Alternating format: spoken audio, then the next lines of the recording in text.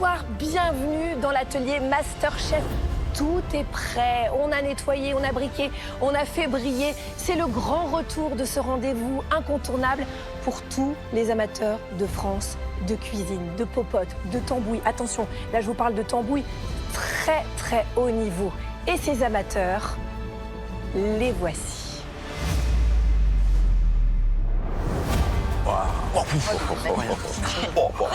Ce soir, sur France 2, c'est le grand retour de MasterChef. Après une rigoureuse sélection de cuisiniers amateurs dans toute la France, ils sont encore 18 à prétendre au titre de MasterChef. À la fin de cette soirée, il n'en restera que 9. Des bouilles, en fait. C'est comme si t'entrais en scène. En fait, c'est littéralement ça.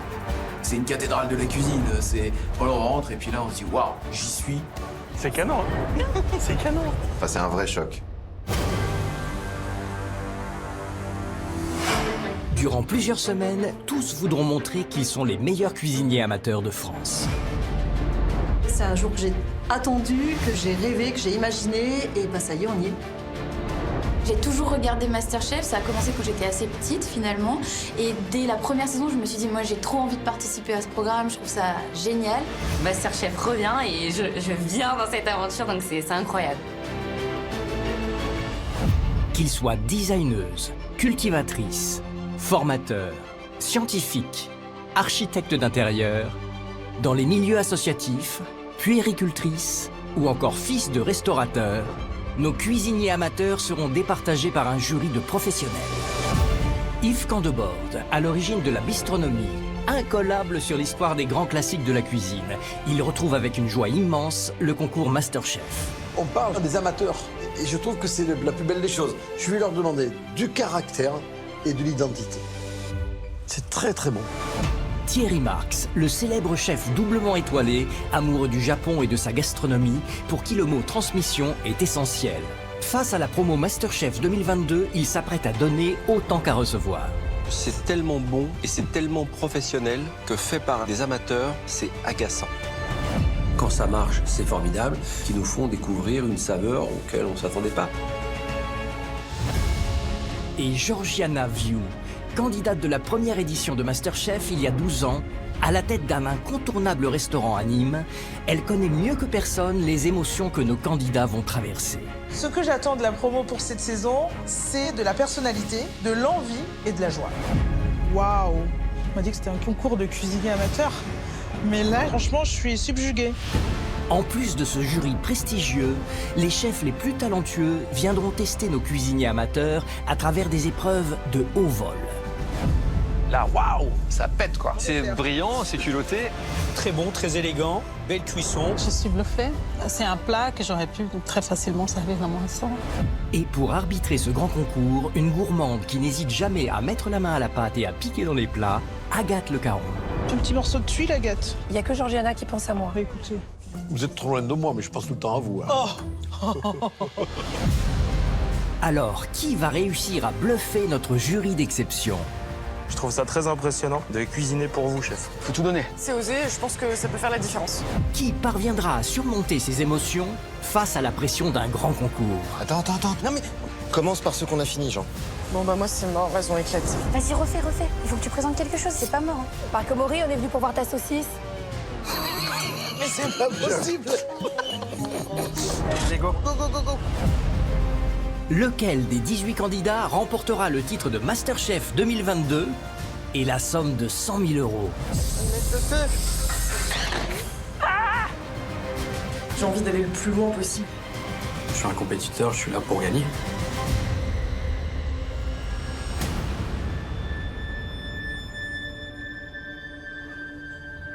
Bienvenue dans l'atelier MasterChef, qui est votre atelier. Évidemment, vous avez un seul objectif, c'est de gagner MasterChef et les 100 000 € qui vont avec, bien entendu. Voilà, oui, je sais, ça fait rêver. Là je suis prête, je suis vraiment prête, je suis au taquet. J'ai qu'une envie maintenant, c'est allumer le gaz. Mais alors avant de démarrer cette première épreuve, on va parler un petit peu des choses qui fâchent. Vous êtes 18 et à l'issue de cette émission, vous ne serez que 9 à pouvoir revêtir le tablier MasterChef. Ah ouais, chaud. C'est beaucoup 9. Ouais. Les candidats ne s'attendaient pas à une telle annonce. Seulement 9 sur les 18 présents aujourd'hui intégreront l'atelier MasterChef à la fin de cette soirée. Autant dire que le challenge est immense. Je me sens vraiment nerveux, mais c'est un bon stress. Je pense que la concurrence va être quand même rude. T'es à Rome, tu mets ton armure, ton bouclier, ton glaive et tu descends dans l'arène. C'est parti pour le plus grand concours de cuisine amateur de France.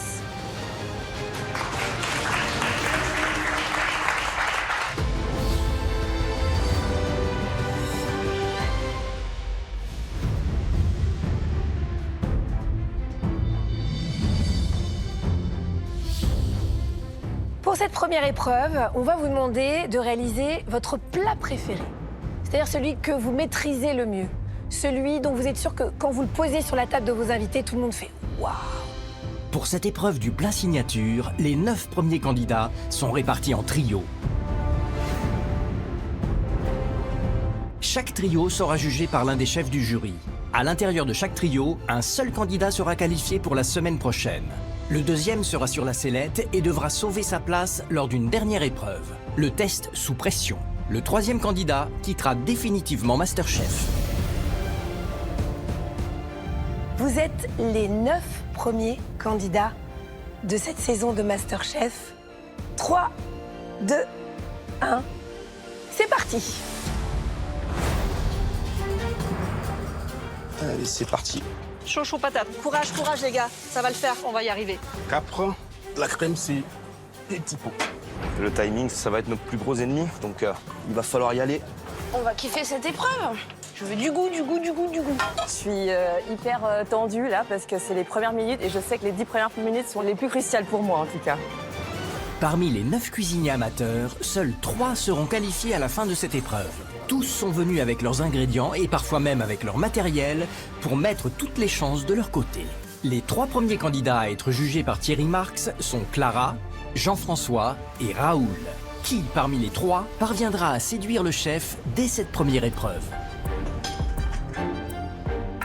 Ma recette, c'est le ceviche de mon voyage. C'est un ceviche qui me rappelle énormément mon voyage en Amérique du Sud, qui a beaucoup de saveurs, avec une gelée aux fruits de la passion, piquante, très acide. Voilà, il y a beaucoup de travail. Donc là, je commence directement avec ma gelée parce qu'elle doit prendre. Donc c'est un peu le début de tout.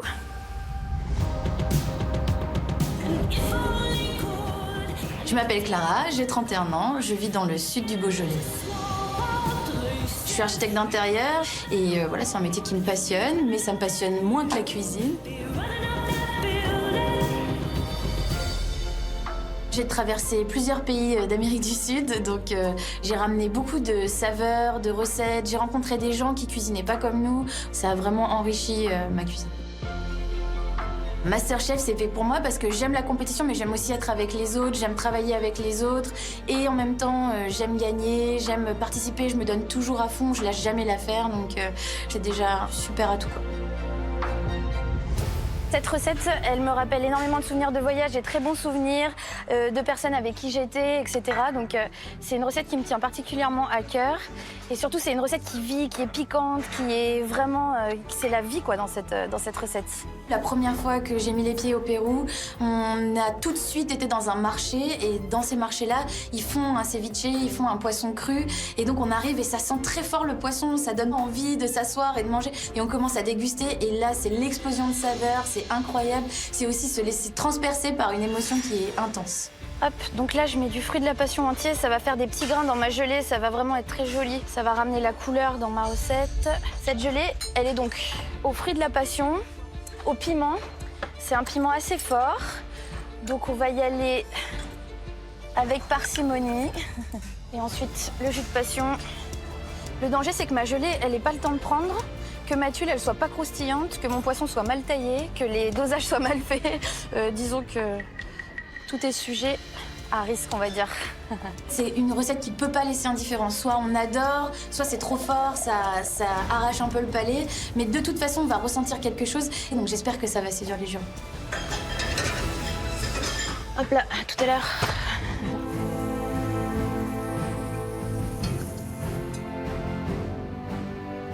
Clara, Ça va? Ouais. Thierry Marx, il est très impressionnant parce qu'il arrive, il est carré, il se tient extrêmement droit. On voit que c'est quelqu'un d'assez exigeant et en même temps, dans son regard, on sent beaucoup de bienveillance et c'est vrai que j'ai hâte d'avoir son ressenti sur mes assiettes. Ton fruit de la passion, c'est pourquoi? Mon fruit de la passion, j'ai fait une gelée en fait que je fais prendre pour l'instant au congélateur. Donc ça va venir être au-dessus de mon poisson. Et ton poisson, t'as choisi quoi? De la dorade. Dorade. Ah. T'as raison.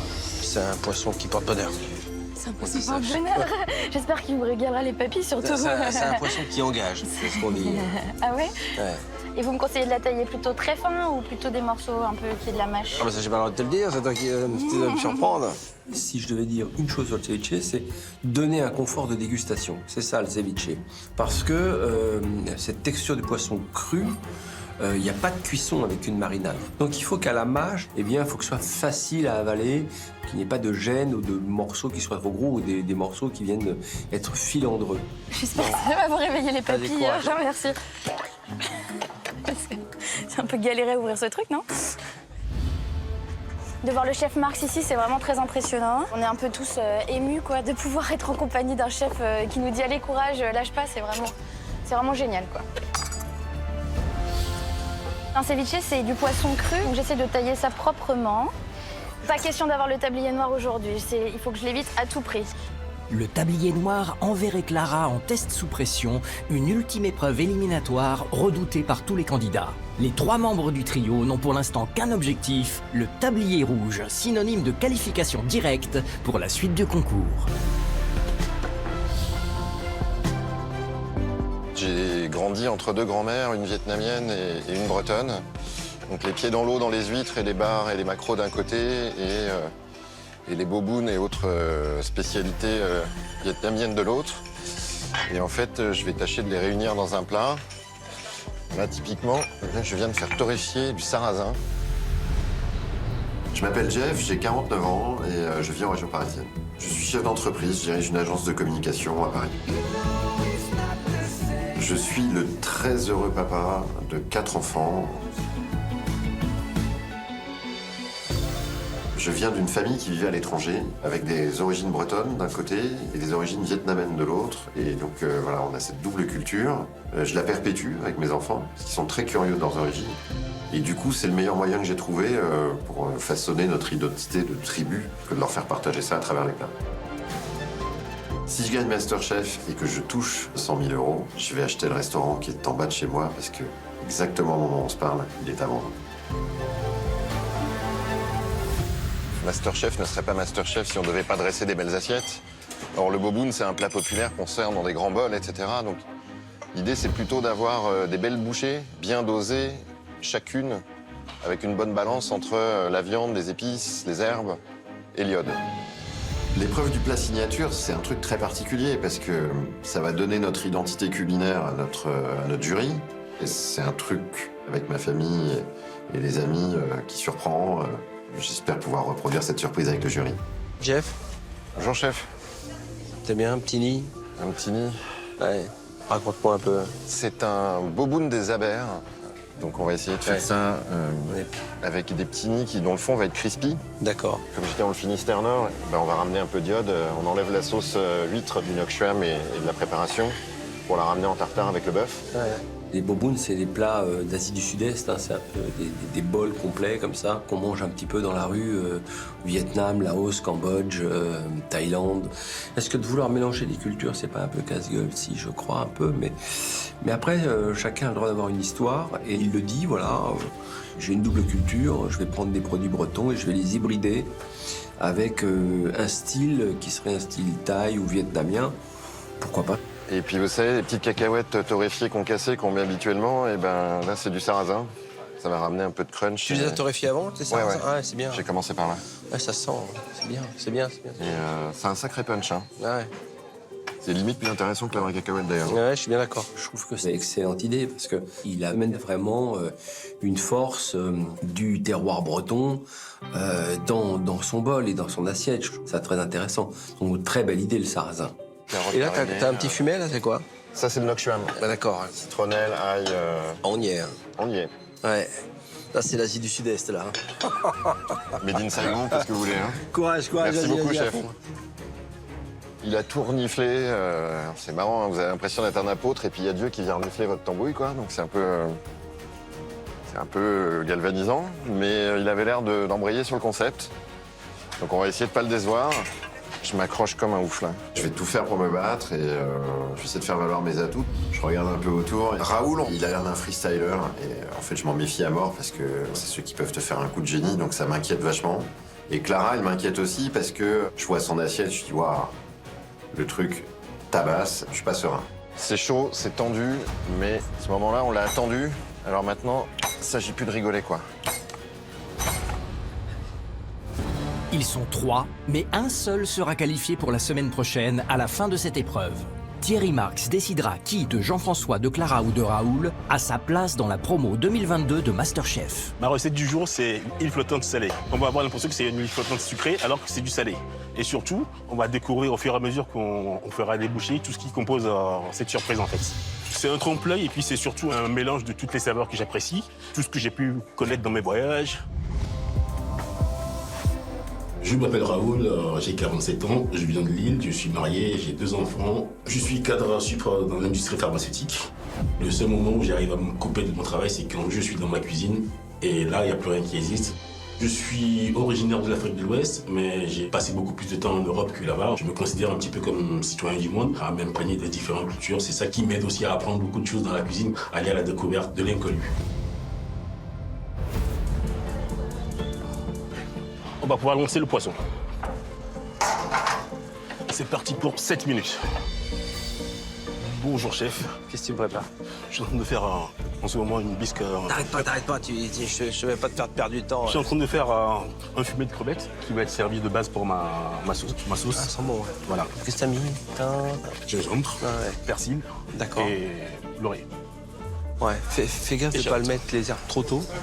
Sinon, ça sent bon dans la cuisine, mais ça sentira plus rien dans ton truc. Je suis curieux de voir le résultat parce que c'est ça la magie de cette cuisine d'amateur, c'est qu'à un moment donné, ils se sont émancipés des codes où ils ne les ont pas encore et peut-être qu'ils n'ont même pas envie de les avoir et ils cuisinent à leur façon. Et tant mieux, quand ça marche, c'est formidable. Ils nous font découvrir une saveur auquel on ne s'attendait pas.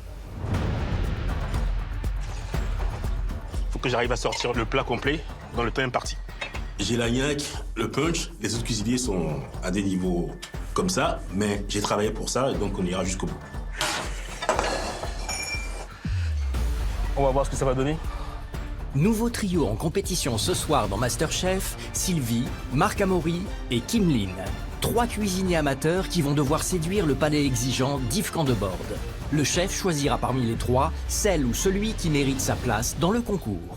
Sylvie, notre cuisinière du Sud, est venue avec un panier rempli de légumes et de fleurs de son jardin, bien décidée à marquer des points. Je suis bien, je suis chez moi. C'est un super moment pour moi. Le lieu est magique. Je vais faire une recette qui me ressemble pour plaire au chef, mais avant tout me faire plaisir. Comme les chefs, ils ne peuvent pas venir chez moi sur ma ferme aujourd'hui, c'est ce plat qui va les amener vers ma ferme en fait. Quand je me suis installée il y a 22 ans, j'ai commencé par du maraîchage. Donc du coup, j'avais envie de leur mettre des petits pois parce qu'en fait, j'adore ce légume et que mes filles, elles en mangeaient des tout crus dans le jardin quand elles étaient petites. Je m'appelle Sylvie, j'ai 55 ans, j'ai 2 filles, Jeanne et Lily. Je suis dans le Tarn-et-Garonne, sur la commune de Varin, en Occitanie, et je suis productrice de jeunes pousses d'aromatiques et de fleurs comestibles. Vers mes 30 ans, je me suis installée paysanne. Mon travail, c'est vraiment toute ma vie. Pour moi, MasterChef, ça représente avant tout du plaisir. J'ai la chance d'avoir une rivière première catégorie sur mon terrain, sur ce lieu magique. J'ai choisi la truite. La truite avec une peau bien saisie, bien grillante, comme j'aime en fait. Et du coup, après, je vais faire une émulsion de genièvre, puisque du coup, j'ai une colline qui est remplie de genévrier. Dans chaque bouchée, j'espère que le chef aura tout l'amour que j'ai pu transcrire dans ce plat. Bon, comment va Sylvie? Oh va super bien. Ça fait plaisir. Le sourire. Pas trop stressé, j'espère? Pas du tout, je suis zen. Totalement décontracté. Voilà, ça c'est bon. Je suis zen. Bon. Ça se passe super bien. Je vous emmène chez moi. J'ai une ferme. Vous êtes où? Je suis dans le Tarn-et-Garonne, entre Albi et Montauban, à Varin, sur la commune de Varin. Ouais, je vois où c'est. Et j'ai choisi la truite. Comment vous allez la préparer? Alors là, moi j'aime la cuisine simple. Je vais la faire juste poêler dans de. Simple, mais pas simpliste. Ah non, mais carrément. Attention, parce qu'on est pour la simplicité, mais C'est une simplicité, il faut qu'elle soit maîtrisée. Carrément. Attention. Donc je vais la faire sur une peau avec. J'ai envie qu'elle ait une peau bien croustillante. Moi j'aime Très bien. ce qui est Très, très croustillant. bien. Sylvie nous fait une préparation très locavore, très sud-ouest, en employant des produits qu'elle avait autour de sa ferme. Et ça, c'est quand même génial, parce que là, c'est une productrice. C'est quelqu'un qui nous permet, à nous, les cuisiniers, d'avoir des produits d'exception pour qu'on puisse faire une cuisine d'exception. Donc, j'espère que la promesse sera tenue. Et qu'est-ce que vous allez faire avec l'Écosse? C'est important quand même de l'utilisation de A à Z du produit sans gaspillage. Oui, mais ça sera pas pour aujourd'hui. Oui. Pourquoi pas aujourd'hui? Parce qu'en fait, j'ai qu'une heure. Mais moi, je ne reviendrai pas demain. Hein. Mais moi, oui. Moi, en tant que fils de paysan, on ne jette rien. Avec le chef camp de bord, rien ne se perd, rien ne se crée, tout se transforme. Voilà la recette qu'il réalise dans son restaurant avec des cosses de petits pois. Je vais vous donner une petite recette. Je prends pour 1 kg de cosses de petits pois. Je mets un demi-litre d'eau, je mei une botte de menthe et je passe tout ça à la centrifugeuse. Je mets 5 grammes de sel, une pointe de piment à l'espelette et j'ai un jus d'un vert fluo et je le sers comme un petit shot, hop, juste à boire comme ça, très frais. Et c'est un plat qui m'a coûté pratiquement 0, donc il y a tout intérêt de le faire. Bon allez, je vous laisse. Merci. Il y a une très belle promesse. Mais attention, je suis un vrai gosse, hein. Quand on me promet des choses... Et moi, je suis une vraie gourmande. Bon, on verra. Le chef m'a dit qu'en fait, effectivement, je sais qu'on peut utiliser tout dans le petit pois, même la cosse. J'ai peut-être envie de modifier ma recette, en fait, pour le coup, de lui faire vraiment plaisir. Et je vais essayer de lui faire une huile de cosse de petits pois. Je coupe les cosses pour que ça soit moins filandreux. Et je vais rajouter de l'huile d'olive. Puis je vais faire un homme heureux. Enfin, j'espère. Allez, fais-lui plaisir à Yves. Nous verrons à la dégustation si les petits pois de Sylvie lui permettront de gagner sa place dans le concours. Pour finir dans les 9 premiers sur 18, elle devra faire mieux que Marc Amaury. Je vais faire un riz de veau, en fait, cuit façon meunière, donc beurre, citron, avec une purée de carottes au saté.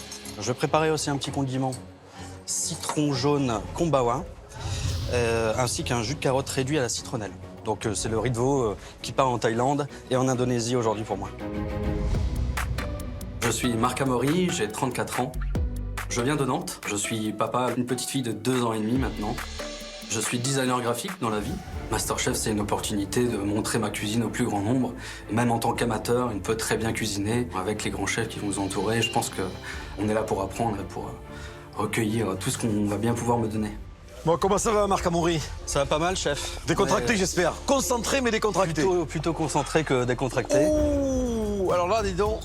On est sur des riz de veau, chef. Ah ben je vois bien, je vois bien. Si je viens manger chez vous ce soir, vous me faites un riz de veau. Avec grand plaisir. Je vous annonce, je suis plus heureux des hommes. Avec grand plaisir. Ah ouais, j'adore ça, j'adore ça. Là, vous touchez l'abat noble, l'excellence. On est sur un riz thaï. Je vais essayer d'emmener ce beau petit riz de veau en Indonésie et en Thaïlande. Vous allez faire voyager. Je vais faire voyager, j'espère. Le riz thaï, je lui disais, il est gonflé, quand même. Il est gonflé. Parce qu'il prend un abat de veau qui est l'abat noble. Dans la haute gastronomie, le riz de veau, c'est un produit d'exception. Et quand il me parle de taille sur le riz de veau, ouais, je dis, mon gars, allez me mettre de la sauce soja ou je sais pas quel produit encore qui nous vient d'Asie sur la noblesse de la gastronomie française, ça c'est casse-gueule. Laissez l'Asie dans le bagage, ne le mettez pas trop dans le goût, faites attention. Ça marche très bien. Le bon équilibre des saveurs. Ok, merci chef. Allez, c'est bien engagé. Je viens de lancer mes riz de veau à l'instant et je vais vraiment le bichonner pour qu'il soit parfait. Je vais l'arroser et je vais en prendre soin jusqu'à la fin.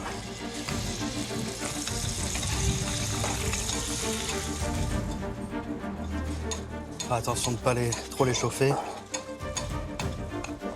Il a le geste, il est très professionnel dans son comportement de ses mains. Bien sûr, ouais. Il fait bien tirer son riz de veau. Et tu vois, moi je suis pas un viandard. Mais quand je vois ça... Ça donne envie, mais c'est la gourmandise. Ouais, c'est la gourmandise. C'est brillant, c'est gourmand, c'est... Voilà, d'ici, on sent que ça sent bon. Et puis, bon. tu vois, comment dire, c'est nourri, c'est accompagné. Ouais. Il donne un sens à ce qu'il fait. Ouais. T'as envie de le manger, t'as envie, t'as l'envie. Je lui parle déjà, là. En l'arrosant, je suis déjà en train de lui parler. En train de lui dire que je prends bien soin de lui, qu'il va être dégusté par un grand chef.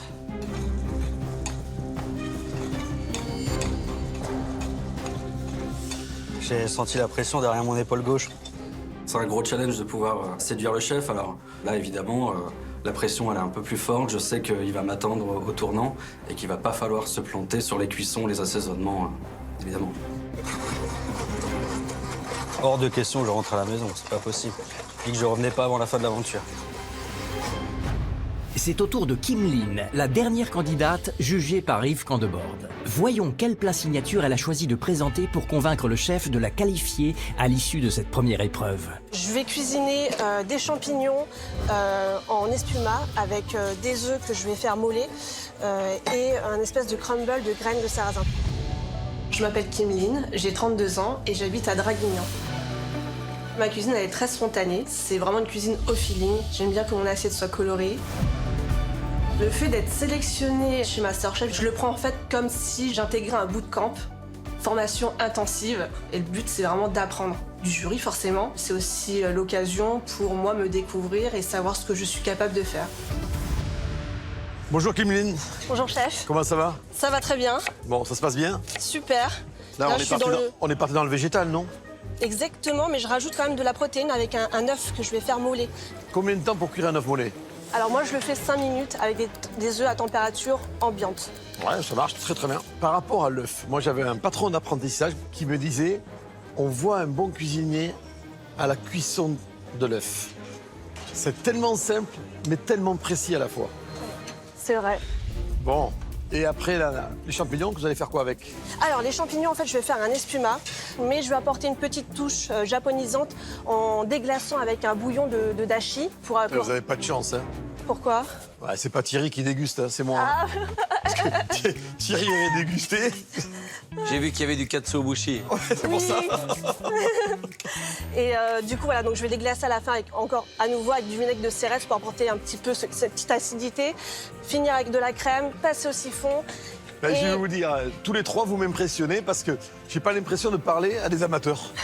Non, mais c'est vrai que par rapport à ce que vous présentez, la façon dont vous faites, la façon dont vous travaillez et la façon dont vous me mettez en appétit, on dirait que vous êtes des pros. Merci, chef, ça c'est tout. J'espère qu'à la... Et attention, j'espère qu'à la dégustation, je dirai pareil. Hein. Ah oui, j'espère bien aussi. C'est ça le but. Bon, allez, bonne continuation. Merci, chef. Et continuez avec ce dynamisme et cette positive attitude. Merci. Je suis sûr que vous allez tout éclater. Merci, chef. C'est génial, génial. Quand le chef Candebord, en fait, me dit que l'intitulé du plat a l'air super, ça me booste et j'ai mes chances, en fait, de pouvoir réussir cette épreuve et d'avoir ce tablier rouge. Là, j'ai pas le droit à la moindre erreur. Donc, je me donne à fond. Il est hors de question que je passe à la trappe. Là, je donne tout. Faut que je présente une assiette au chef. J'ai vraiment pas le choix. On sent quand même des gens qui sont passionnés, qui sont amateurs, mais qui ont quand même des démarches maintenant de plus en plus professionnelles. Ça me réveille beaucoup de souvenirs. Hein. Tu vas pas me faire une larme? Non, pas maintenant, pas maintenant. Il vous reste moins de 2 minutes. Oh putain. J'aime pas dire ça. C'est chaud. Ça va être limite, hein. Ah, mais j'ai pas fait mon émission. Putain, la tremblante du mouton. Ça tremble, hein?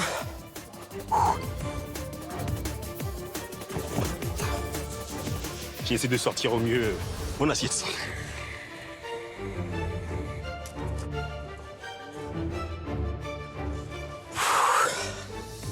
Ah, il manque mon jus. Je vais aller écaler mon œuf. Là, c'est le big rush. Il vous reste moins de 30 secondes. Allez, allez.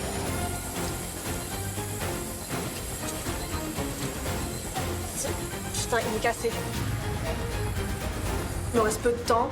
Et là, il faut pas que je foire en fait cette étape parce que là, si je me loupe et que l'œuf se casse en deux avant que je le pose sur l'assiette, bah, c'est foutu au final.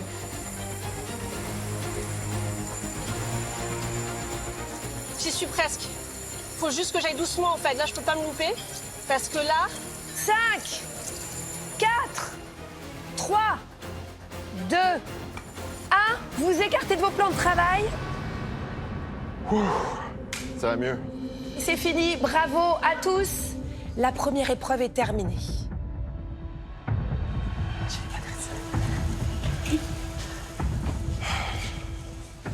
Je suis dégoûtée. J'ai pas l'assiette. Je suis suis... Hé, ma petite Kim. Hé, oh. Je suis dégoûtée. Franchement, je suis dégoûtée. Et la vie, elle s'arrête pas là. Ah ouais, Ok. non, ouais, bien sûr. Voilà, j'ai mal géré mon timing. T'as pas sorti quoi? L'assiette, j'ai tout, mais j'ai pas mon assiette. Le temps file pour nos candidats. Alors pour fêter le retour de MasterChef sur France 2, nous vous offrons cette année la somme exceptionnelle de 50 000 €. Vous avez bien entendu, c'est bien 50 000 €. Souvenez-vous de la première épreuve de ce soir. Pour participer au tirage au sort, répondez correctement à cette question. Quel membre du jury est originaire du sud-ouest de la France? 1. Yves Candebord. 2. Thierry Marx. Vous envoyez vite 1 ou 2 par SMS au 7 3003 ou bien vous appelez le 36 32. Attention, vous n'avez que 5 minutes pour jouer. Bonne chance à tous. Après 1 heure derrière les fourneaux, c'est l'heure de la dégustation. Yves Candebord et Thierry Marx vont juger leur trio. Dans chaque trio, le candidat qui finit premier sera récompensé par le tablier rouge, synonyme de qualification pour la semaine prochaine. Celui qui arrive second recevra le tablier noir. Il devra subir le test sous pression. Ultime chance de rester dans MasterChef. Celui qui arrive dernier quittera le concours. C'est Yves Candebord qui commence cette dégustation avec Sylvie, notre cultivatrice, qui espère convaincre avec les produits de chez elle. Bon, Sylvie, j'ai droit à quoi? Le plat, c'est le nom de la ferme de Kivy. C'est là où j'habite depuis 24 ans. Et j'ai essayé de retranscrire tout ce que j'ai fait pendant toutes ces années. La purée de petits pois, je l'ai exprès pas assaisonnée. Parce qu'en fait, c'est avec les fleurs que les condiments vont arriver. Avec par exemple... Pas de sel du tout. Pas de sel du tout. J'espère que j'ai réussi à faire un équilibre. Équilibre. Bon, on va goûter de toute façon. Le but, c'est la dégustation. Alors, croustillant de la peau, c'est parfait. Cuisson, ça reste très moelleux. C'est intéressant. Par contre, c'est pratiquement sans sel. C'est quand même un exhausteur de goût qui est indispensable pour relever l'ensemble des saveurs. Alors donc ça, je vais le déposer ici pour voir. C'est une huile aux causes de petits pois. En fait, j'aurais pu enlever la crème et garder que ça. J'allais vous le dire. C'est ça. C'est très bon. Ouais. C'est très bon parce que c'est frais. Alors il y a du boulot, il y a de l'idée, mais c'est quand même déséquilibré. Soyez fraîche, de la fraîcheur. Bon, ça va, Marc Amaury? Rebonjour, chef. Ça va mieux. Je vais être très critique d'entrée. Voilà. Je suis au restaurant, je suis un gourmand, je commande un retail. Oui. Je trouve ça chiche. Alors ça, c'était la critique visuelle. Hein. Alors maintenant, c'est fatidique, la cuisson des riz de veau.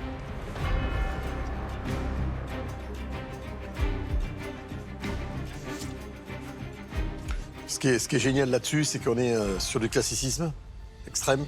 C'est-à-dire le goût du riz de veau au beurre noisette, c'est encore croustillant. La cuisson, elle est parfaite. L'assaisonnement, il est parfait. Ouais, et on a l'Asie qui est proche. Hein. Ça va voyager. Vous pouvez les ramener avec vous dans la valise. On va les manger sans aucun problème. Merci, chef. Ouais, c'est top. Merci beaucoup. Bon, Kim Lin, je vous demande pas comment ça va. Je vais pas faire l'hypocrite. Mais ça va, vous allez sourire. Ça, c'est important. Il faut. C'est important. Bah écoutez, c'est un nouveau concept. Je vous propose de faire un dressage instantané, si vous voulez bien. J'ai faim. Donc je vous dis oui. Qu'est-ce que je fasse? Là, franchement, j'y croyais pas. Il a eu cette bienveillance, en fait, de me laisser cette opportunité de pouvoir dresser pour qu'il goûte l'intégralité des produits.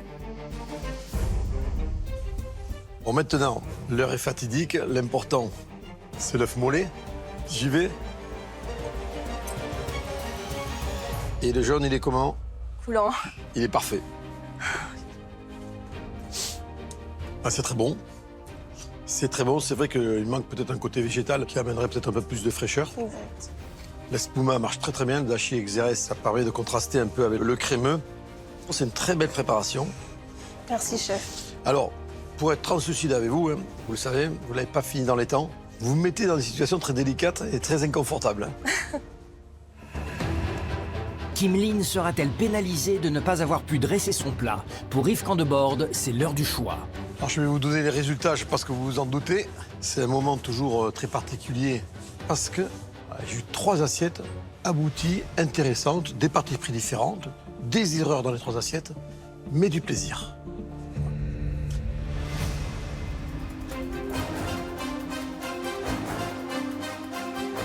Marc, je vous remets ce fameux tablier rouge qui vous permet de continuer l'aventure. Merci, Je chef. vous dis bonne suite et Merci. félicitations. Merci.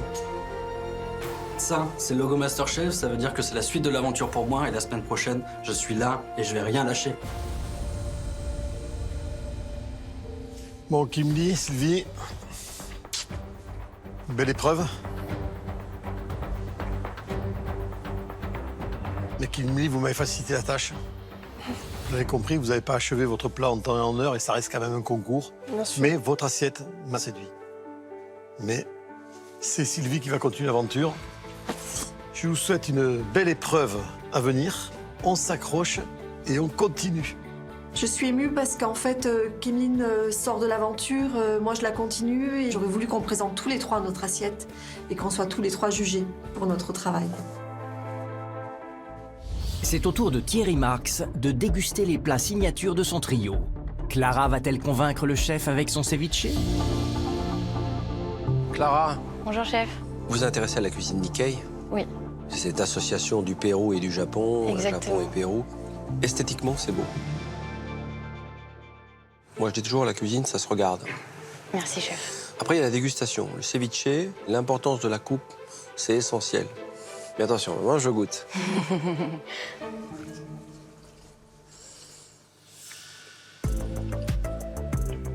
Dorade, taillée à souhait, on est bien équilibré.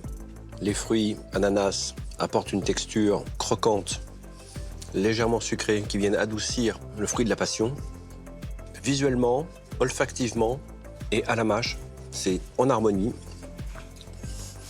Bon, ça m'énerve, parce que c'est bon. J'adore critiquer les ceviches, mais là, j'ai pas matière. Merci. Merci. Clara. Raoul, ça va? Chef, bonjour chef, ça va bien. Raconte-moi ton plat, vas-y. Chef, je vous propose aujourd'hui une huile flottante salée. Alors, un intitulé, c'est une promesse. Je vais employer un terme de gamin, mais tu m'as embrouillé avec ton île flottante. Tu m'aurais dit j'ai fait un poisson rôti.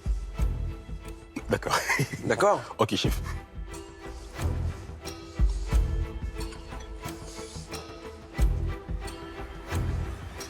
Poisson, chapeau, il est très bien cuit.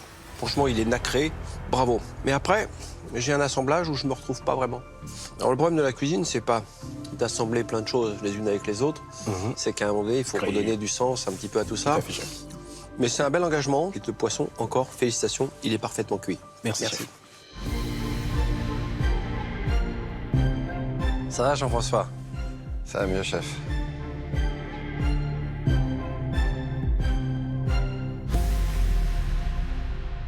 L'huître, je commence l'ordre de la dégustation. Je vous propose, prenez l'avion avec l'huître. D'accord.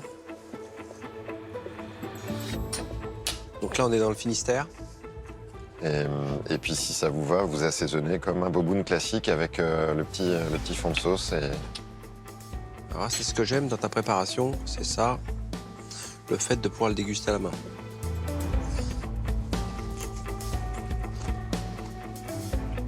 C'est un très bon plat, j'aime bien. C'est malin, c'est très finger food, hein. Vraiment, ça fait street food, cuisine de rue, ce qu'on aime trouver au Vietnam. Et le terre-mer est parfaitement réussi, effectivement, parce que ça vient s'assaisonner avec l'huître. On sent les graines de sarrasin torréfié. Et je les aurais peut-être mis dans un moulin à poivre, encore chaude. Merci Jean-François. Merci beaucoup, chef. C'est l'heure du verdict. Nous allons savoir quel voyage Thierry Marx a préféré. Le problème, c'est que vous mettez la barre tellement haut qu'après, il faut aller chercher des points de détail. Est-ce que l'histoire est complète? Est-ce que la recette est complète? Est-ce que vous voulez raconter dans cette recette est pertinent ou non? Tout se joue là. Clara, vous êtes allée au bout de l'histoire. Donc félicitations. D'avoir le tablier rouge, c'est un énorme soulagement et c'est une très très grande fierté. Et quand même, là, je suis dans les 9 qui sont qualifiés et c'est sûr, quoi. Donc, c'est génial. Reste 2 candidats. Raoul, vous étiez sur 80% de la recette et il manquait 20% pour atteindre l'histoire finale. Vous l'aurez compris, Raoul, c'est vous qui nous quittez ce soir. Merci, chef. Merci, Raoul. Votre décision était juste, en tout cas. Merci. Jean-François, sous pression, il y a encore une belle bataille à gagner. Allez-y, on vous fait confiance. Merci, chef. Ah, mais je suis à donf. Le piment, je vais en prendre un comme ça, je vais me le croquer, je vais me mettre on fire, et derrière... Bonne chance. Merci. Merci. Après les qualifications de Clara et Marc Amaury, c'est au tour du troisième trio de s'affronter et d'être jugé par Georgiana Viu. La chef connaît par cœur l'état d'esprit des 3 candidats puisqu'elle était à leur place il y a 12 ans. Quand les chefs passent pendant qu'on cuisine, quand on les voit arriver, on a une petite appréhension. Et puis, on retient juste sa respiration. C'est bon ça? Oui. À mon goût, ça va. On vient aussi, là. Ah bah, vous m'envoyez ravi. Et nous, on a envie de manger ça. Hein. D'accord. Vous mettez la pression, là. C'est pas du jeu. Faut s'arrêter en chemin. Le fait d'avoir participé à MasterChef a été un vrai tournant dans ma vie. Dans ce concours, j'ai eu la chance de rencontrer 2 grands chefs.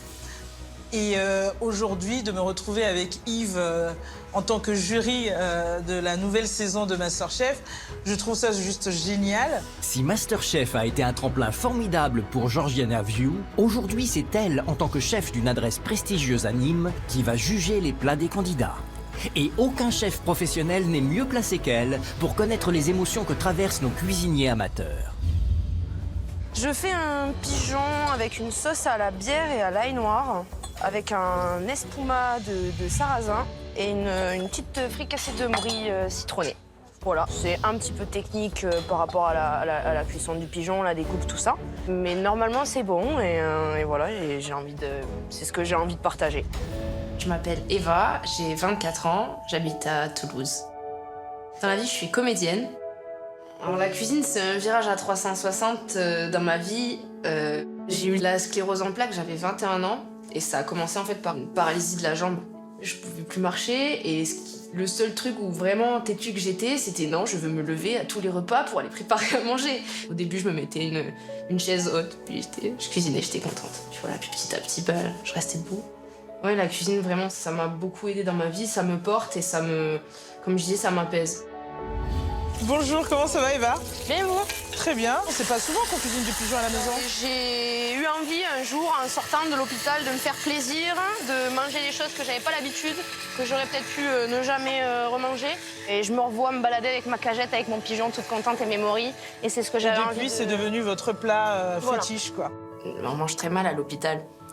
J'avais qu'une envie, en rentrant, c'était de manger et de me faire un bon truc à manger. J'ai acheté un pigeon et des morilles. Et voilà, et c'est un plat qui me ressemble. C'est un plat un peu girly, mais girly terroir. Voilà, c'est une femme de la campagne. Et là, au niveau de la température, on n'est pas trop fort, non? C'est un choix. Ouais, c'est un feeling. D'accord, très bien. Le pigeon, c'est une viande fragile. Pour moi, la meilleure façon de les cuire, c'est sur le coffre. C'est-à-dire qu'on ne détache pas les filets, on les garde sur le coffre. Mais en réalité, il faut arroser, laisser un peu la viande tirer et on peut finir au four. Et pour moi, un pigeon, il est bon quand il est rosé. Après, je viens le déglacer avec une petite sauce à la bière et à l'ail noir. Ah, pas donc mal. c'est ce qui va apporter, qui va relever un petit peu le côté sang un peu du pigeon. Et après, on vient adoucir ça avec un espuma de sarrasin. Un espuma de sarrasin, vous dites? Ouais. Donc là, vous êtes en train de le faire torréfier? Tout à fait. Ou c'est juste qu'il est en train de cramer? Non, non, il crame pas, regardez, hop. Choup, là. Ça, c'est pour le spectacle. Faites quand même attention, hein. Il y a quelques petits grains qui ont brûlé, il faudra peut-être pas les garder. On va faire attention à ça. Allez, à tout à l'heure. Merci beaucoup. À tout à l'heure. Tout à l'heure.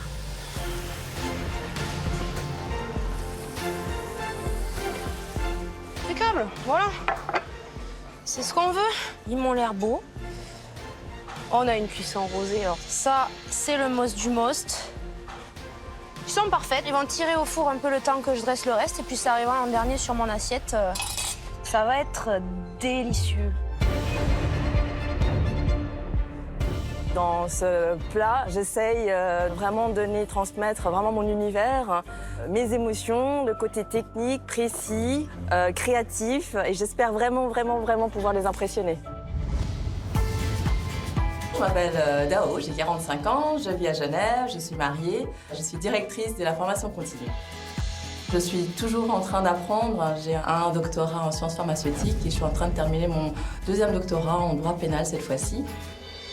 J'aime bien la cuisine de demain, la cuisine moléculaire, on allie vraiment les sciences et la gastronomie.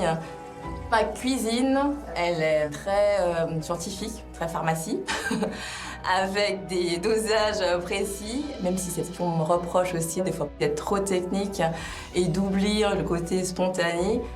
Il faut oser et puis tout ira bien. Bonjour Dao, qu'est-ce que vous nous préparez aujourd'hui? Je vais préparer des œufs carbonara, c'est-à-dire je pars sur le principe de spaghettis carbonara, sauf que c'est tout fait à l'œuf. Donc il y aurait des spaghettis au blanc d'œuf avec un jaune d'œuf coulant, avec une sauce comprenant du pecorino, du parmesan, du guanciale. D'accord, donc vos spaghettis seront à base d'œuf, exactement. Des spaghettis au blanc d'œuf, moi j'ai peur que ce soit un peu fade. Donc est-ce que c'est après la garniture qui va nourrir ça? Après, c'est qui tout doux parce que si elle va au bout de son idée et que le goût est là, quand le risque paye, ben forcément ça vous donne le ticket pour la suite. Les spaghettis, du coup, ça va être réalisé comment, les spaghettis d'œufs? Avec les blancs d'œufs tout à l'heure. Je vais mélanger avec de la zantane, un gélifiant, pour justement bien tenir et pouvoir faire des spaghettis que je sortirai par une poche. Puis ensuite, il y a une sauce carbonara avec donc la recette classique, mais l'originalité va venir en fait de vos pâtes. D'accord, très bien. Bon, bah écoutez, j'ai hâte.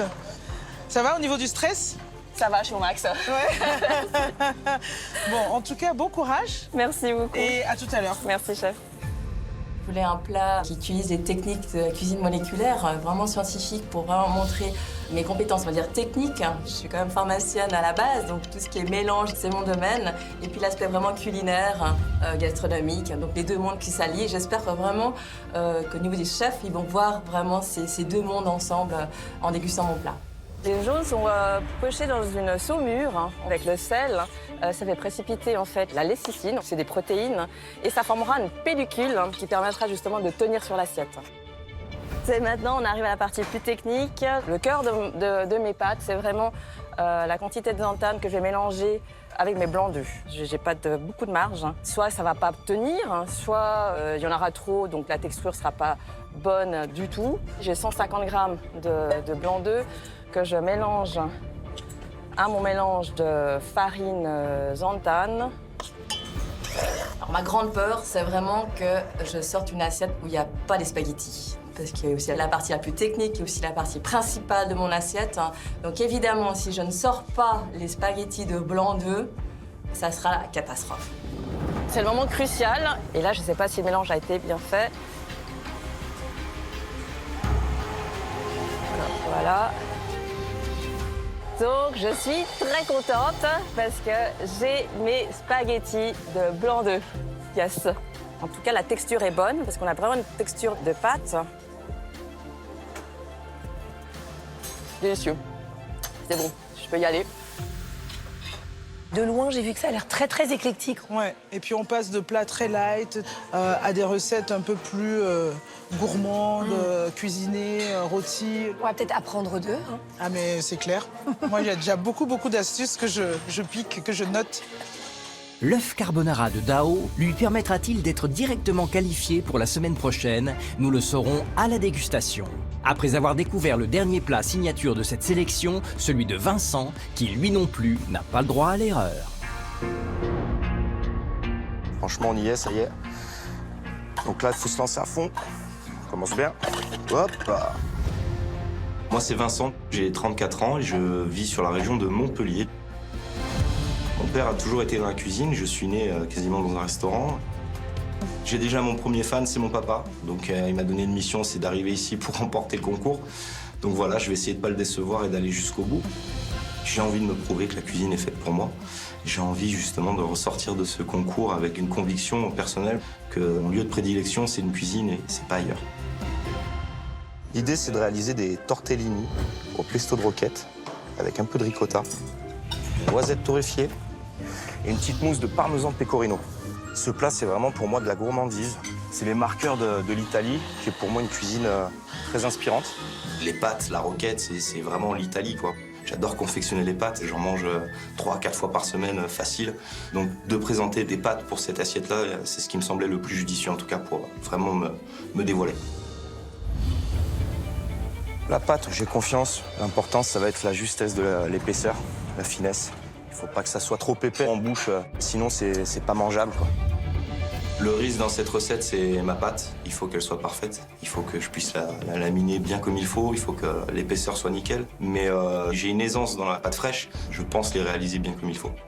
C'est le coup près, quoi. C'est soit c'est bien réalisé, soit c'est foutu. Donc là, elle est comme il faut. Ça me plaît. Hop. Bonjour Vincent. Bonjour. Qu'est-ce qu'il fait Vincent? Des pâtes. Voilà, exactement. La pasta.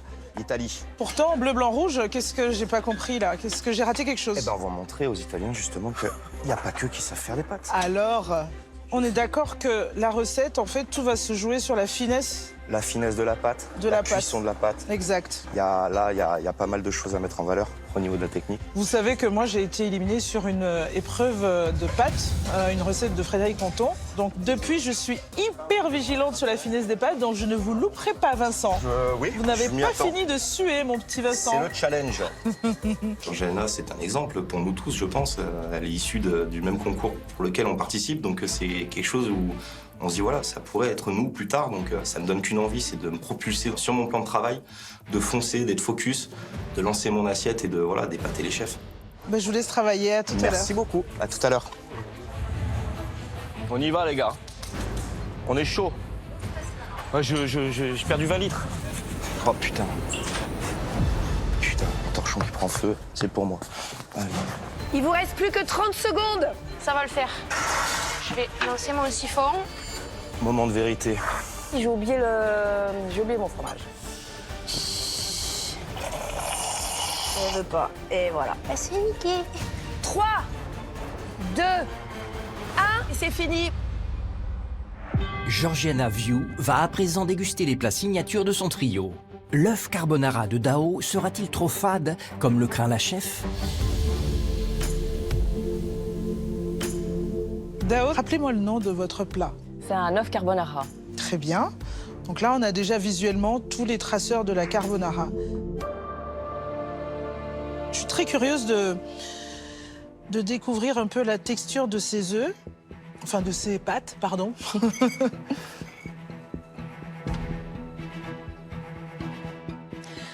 Alors, je vais vous faire un aveu.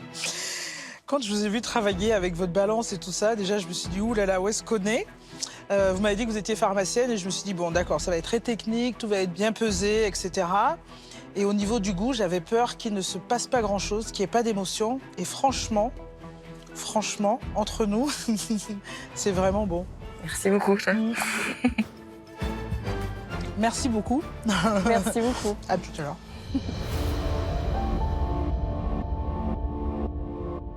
Mais c'est tout mimi, ça? Qu'est-ce que c'est? C'est un plat que j'ai intitulé « Si le pigeon pouvait sourire ».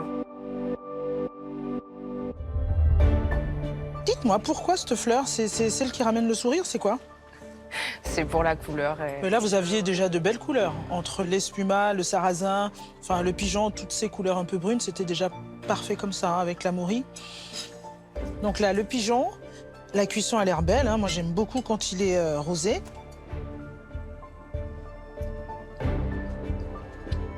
La cuisson du filet est vraiment extra. Donc là, on a de la bière hein, dans la sauce, qui est très présente. C'est pas désagréable. Je suis désolée, mais le citron l'emporte sur les morilles. Sur les morilles. Mais ça reste une très belle réalisation. En 1 heure, bravo. Merci, chef.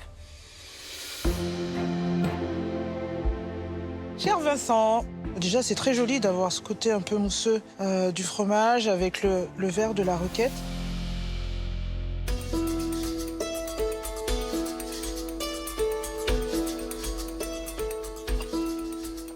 Alors, déjà, sur la pâte en elle-même, un poil épaisse, vraiment pas étalée assez fine. La farce, plutôt agréable. La roquette emmène un peu de force, une pointe d'amertume comme ça qui est plutôt agréable et qui vient contrebalancer en fait la douceur du fromage.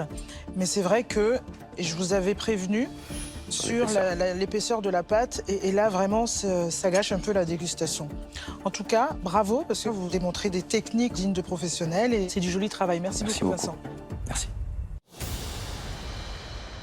Avant de découvrir quel candidat sera soumis au test sous pression, voici tout de suite une nouvelle chance de jouer avec MasterChef pour tenter de gagner ce cadeau exceptionnel, c'est-à-dire un chèque de 50 000 € qui est mis en jeu cette année. À vous de donner la bonne réponse à cette question. MasterChef est le plus grand concours de cuisine. 1. Amateur. 2. Professionnel. Envoyez 1 ou 2 par SMS au 7 3003 ou appelez vite le 36 32. Attention, vous n'avez que 5 minutes pour jouer. Après, il sera trop tard. Bonne chance à vous. C'est l'heure du verdict. Nous allons savoir si Vincent va être sanctionné à cause d'une pâte à ravioles trop épaisse. Le premier tablier que je vais donner, c'est le tablier rouge. C'est celui qui qualifie pour la suite du concours. Sur cette épreuve, j'ai eu un vrai coup de cœur. Tantôt elle en fixe un, tantôt elle en fixe un autre. T'essayes de capter un peu ses émotions dans le regard, mais c'est un mur. Donc en ce moment, il est vraiment pas confortable du tout. Ce coup de cœur, c'est pour vous, Dao. Je me suis vraiment amusée. Donc vous allez continuer l'aventure avec nous. Merci. Bravo, continuez comme ça. Une chimie avec du cœur, je pense que ça peut faire beaucoup d'étincelles. C'est bon, voilà. C'est complètement incroyable. Il est vraiment là. Je suis dans MasterChef. Vincent, Eva, vous l'aurez compris, ça se joue entre vous deux. J'avais 2 très belles assiettes aussi. J'avais du goût dans les 2 assiettes.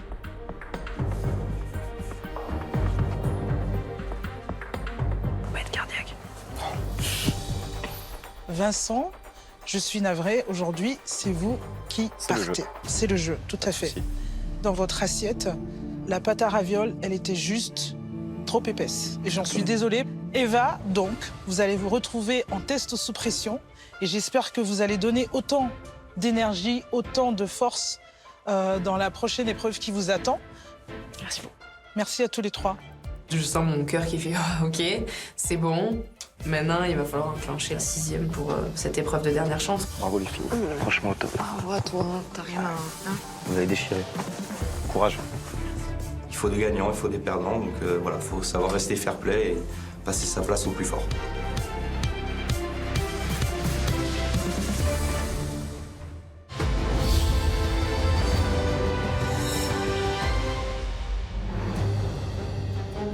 Trois candidats sont déjà qualifiés pour la semaine prochaine et 3 autres sont en ballottage.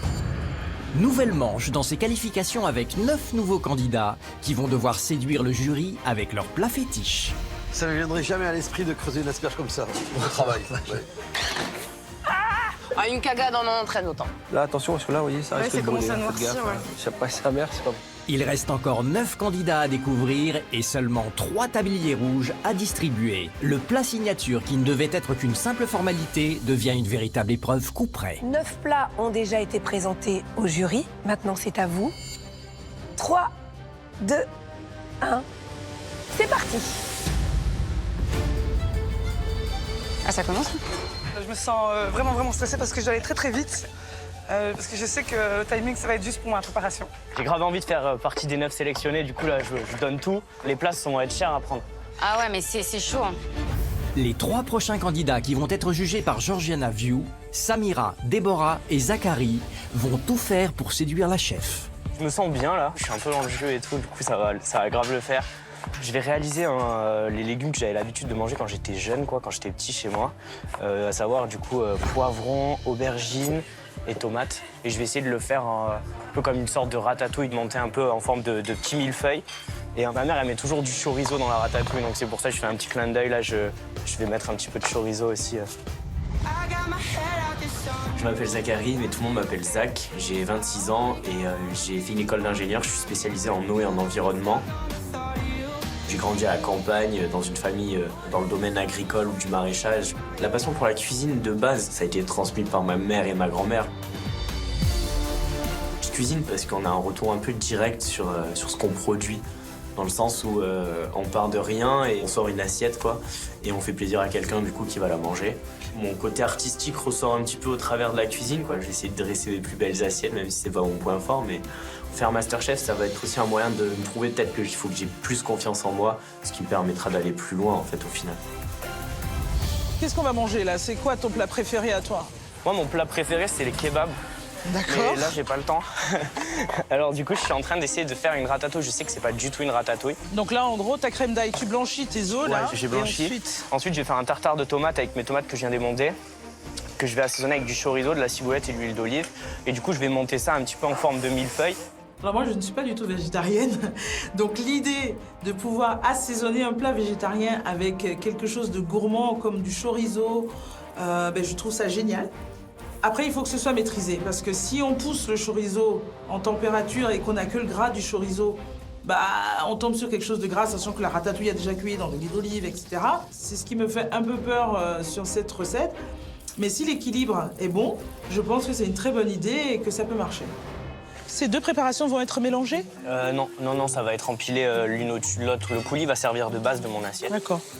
Petit conseil, moi je pense qu'il manque un peu de sel. Mais après... c'est écouté. J'ai pas goûté encore. Je vous ai rien dit. Pensez à bien goûter, Zachary. Très bien, merci. Le niveau, il est ultra chaud. Genre, je regarde les assiettes, je me dis waouh. Je vois Déborah qui fait un petit saumon et je vois celle de Samira aussi avec son bel encorné. Je me dis, moi je fais une ratatouille, quoi. Du coup là je commence à avoir la pression. Il y a du niveau de ouf, quoi. Zachary a raison d'être inquiet. Un seul des trois sera qualifié à l'issue de cette épreuve. Samira, qui attend un heureux événement, n'a pas l'intention de laisser sa place. Comment ça va? Très bien. Vous n'êtes pas venue toute seule, je vois. Oui, on est deux candidats. C'est beau, c'est beau. Bravo, merci. Vous êtes toutes belles. Merci, c'est gentil. C'est votre premier? Deuxième, j'ai une fille de 14 ans. Ah bah donc déjà vous cuisinez pour elle à la maison oui, et tout déjà, ça. Oui. Moi c'est Samira, j'ai 36 ans et j'habite en périphérie bruxelloise, donc en Belgique. Une vraie Belge. Je travaille dans une crèche, donc je suis puéricultrice. J'ai une fille de 14 ans, je suis en couple avec Karim et on attend un heureux événement. Donc un petit bébé, un petit garçon. Donc je veux faire cette aventure un peu bouli-bouli, mais j'ai la forme et faut se méfier de mon état. Je peux être une candidate très redoutable. Mon plus grand rêve, c'est avec mon mari d'ouvrir un restaurant. Et pour ça, il faut de l'expérience, il faut tester. Donc pour le moment, j'ai des cobayes, c'est mes proches et ma famille, mais plus tard, j'aimerais bien que ce soit une clientèle. Je suis une fan du concours Masterchef depuis la première saison, donc je les ai toutes regardées. Pour moi, être ici, c'est comme une chance inespérée. Bon, mais parfait. Vous me racontez un peu ce que vous allez nous faire? Alors, je vais faire des encornets farcis, façon pastille à fruits de mer. Ça me parle parce que moi, je viens de Marseille et les encornets dans le sud. En fait, je les ai vus les farcir à la technique de la pastille à fruits de mer qui est marocaine. La technique de la pastille à fruits de mer, qu'est-ce que c'est? C'est donc des nouilles de riz avec des fruits de mer, chermoula, etc. En fait, ce sera farci dedans, l'encornet. D'accord. En fait, l'encornet fait partie de ces produits qu'on va cuire très vite ou très longtemps. Parce qu'entre deux, on a un résultat qui est compliqué à mâcher, en fait, comme de l'élastique ou du caoutchouc. Samira, la difficulté, elle est là, surtout qu'elle farcit son encornet. Et c'est un produit que j'adore, l'encornet, et donc je serai intransigeante. Faites bien attention à que ça n'accroche pas. Hein. Oui, bien sûr, bien sûr. Merci. D'avoir la chef qui est derrière moi, c'est vrai que c'est impressionnant, stressant, mais elle donne de bons conseils et elle est là pour nous rassurer aussi et nous remettre les idées en place. Déborah, la dernière candidate de ce trio, mise tout sur la couleur orange avec son plat signature pour séduire Georgiana. Alors, qu'est-ce que vous allez me faire? Un saumon confit à l'huile d'orange avec une purée carotte orange. C'est un peu 50 nuances d'orange que vous retrouverez dans l'assiette. Vous allez le faire confire à une température particulière? À 65 degrés, oui. D'accord. Et jusqu'à ce qu'il atteigne 40 degrés.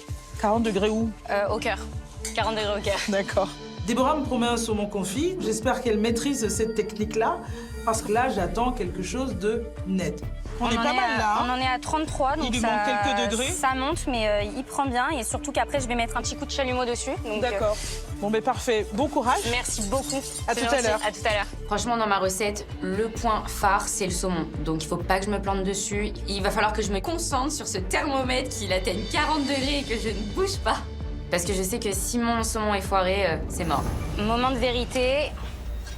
Ça a l'air plutôt pas mal. Bon, faut que je fasse très attention à que la chair ne se détache pas. Ok, très attention, très attention, mais ça a l'air plutôt pas mal en termes de cuisson. Au niveau du toucher, ça me plaît plutôt pas mal. Après, à voir si ça correspondra à ce qu'attend le jury. Je suis pas sûre, franchement, et je peux pas vérifier. J'ai eu 2 pavés de saumon, donc faudra que je vois avec la chef. On croise les doigts. Attention, il vous reste moins de 2 minutes. Il reste que 2 minutes, là, c'est un peu le speed. Putain, l'emporte-pièce, il est trop petit. C'est une galère de ouf. Là, c'est le fire, là. Là, on y va. Déborah is on fire. Mais pas le chalumeau, à ce que je vois. Ok. Oh. Allez, Coco, j'ai pas le temps. Je pense que je suis dans les temps, mais c'est très stressant. Il bouge à la tête. Il sait pas ce qui se passe, il est choqué, je crois. Attention, 5, 4, 3, 2, 1. Écartez-vous de vos plans de travail. L'épreuve est terminée. C'est l'heure de la dégustation. Samira, Déborah et Zachary vont à présent connaître l'avis de la chef Georgiana Vieux. Déborah, ce que j'aime beaucoup, moi, c'est effectivement ce jeu autour de la couleur orange. On a différentes nuances d'orange, donc ça, c'est très bien. Alors déjà, là, au niveau de la cuisson, moi, je dirais qu'on est pas mal. Ah. D'accord. La difficulté avec le saumon, c'est d'avoir une chair qui est en surcuisson et qui, du coup, va être un peu trop sèche. Exactement.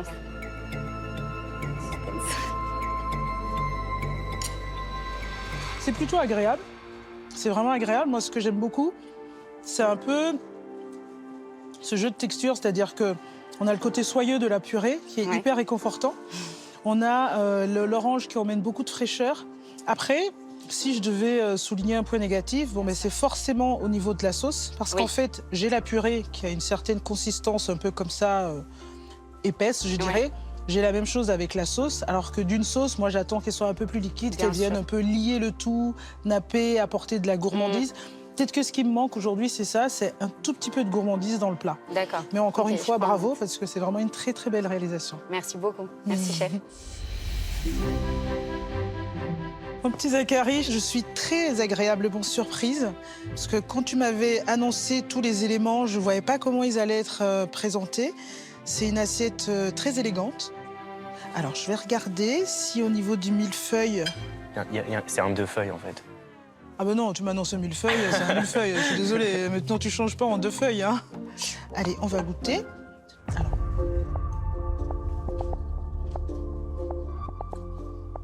Ce qui est réussi, c'est que quand on déguste, c'est hyper bien structuré. On a la mâche au niveau de l'aubergine qui est intéressante, le crémeux de la compotée, le croustillant de la tuile, la crème d'ail qui revient, c'est assez subtil, c'est très agréable à la dégustation. Ce qui me manque, c'est le sel, Zachary. Il faut vraiment prendre le soin de toujours goûter ces préparations au fur et à mesure. Peut-être même se faire un petit bout sur le côté, tout prendre ensemble et se dire, OK, est-ce que je rajoute un peu de fleur de sel? Est-ce que, voilà. Bah, j'espère que ça vous a plu. C'était très agréable. Merci, Zachary. Merci à vous. Waouh! On m'a dit que c'était un concours de cuisinier amateur. Oh, elle est magnifique, cette assiette. Alors, déjà, la cuisson du calamar.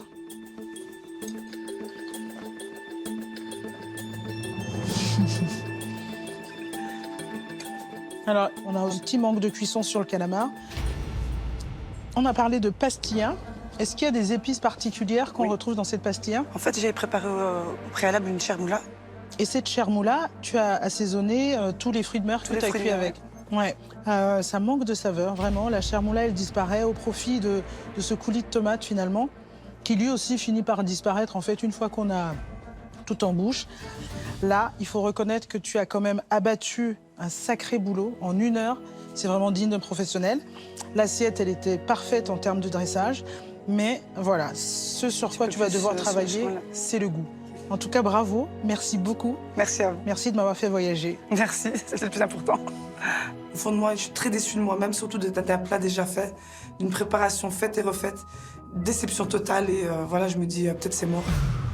C'est l'heure du verdict. La chef va choisir le candidat qui va directement se qualifier pour la semaine prochaine et recevoir le tablier rouge. Celui qui écopera du tablier noir sera envoyé en test sous pression, ultime chance de rester dans le concours.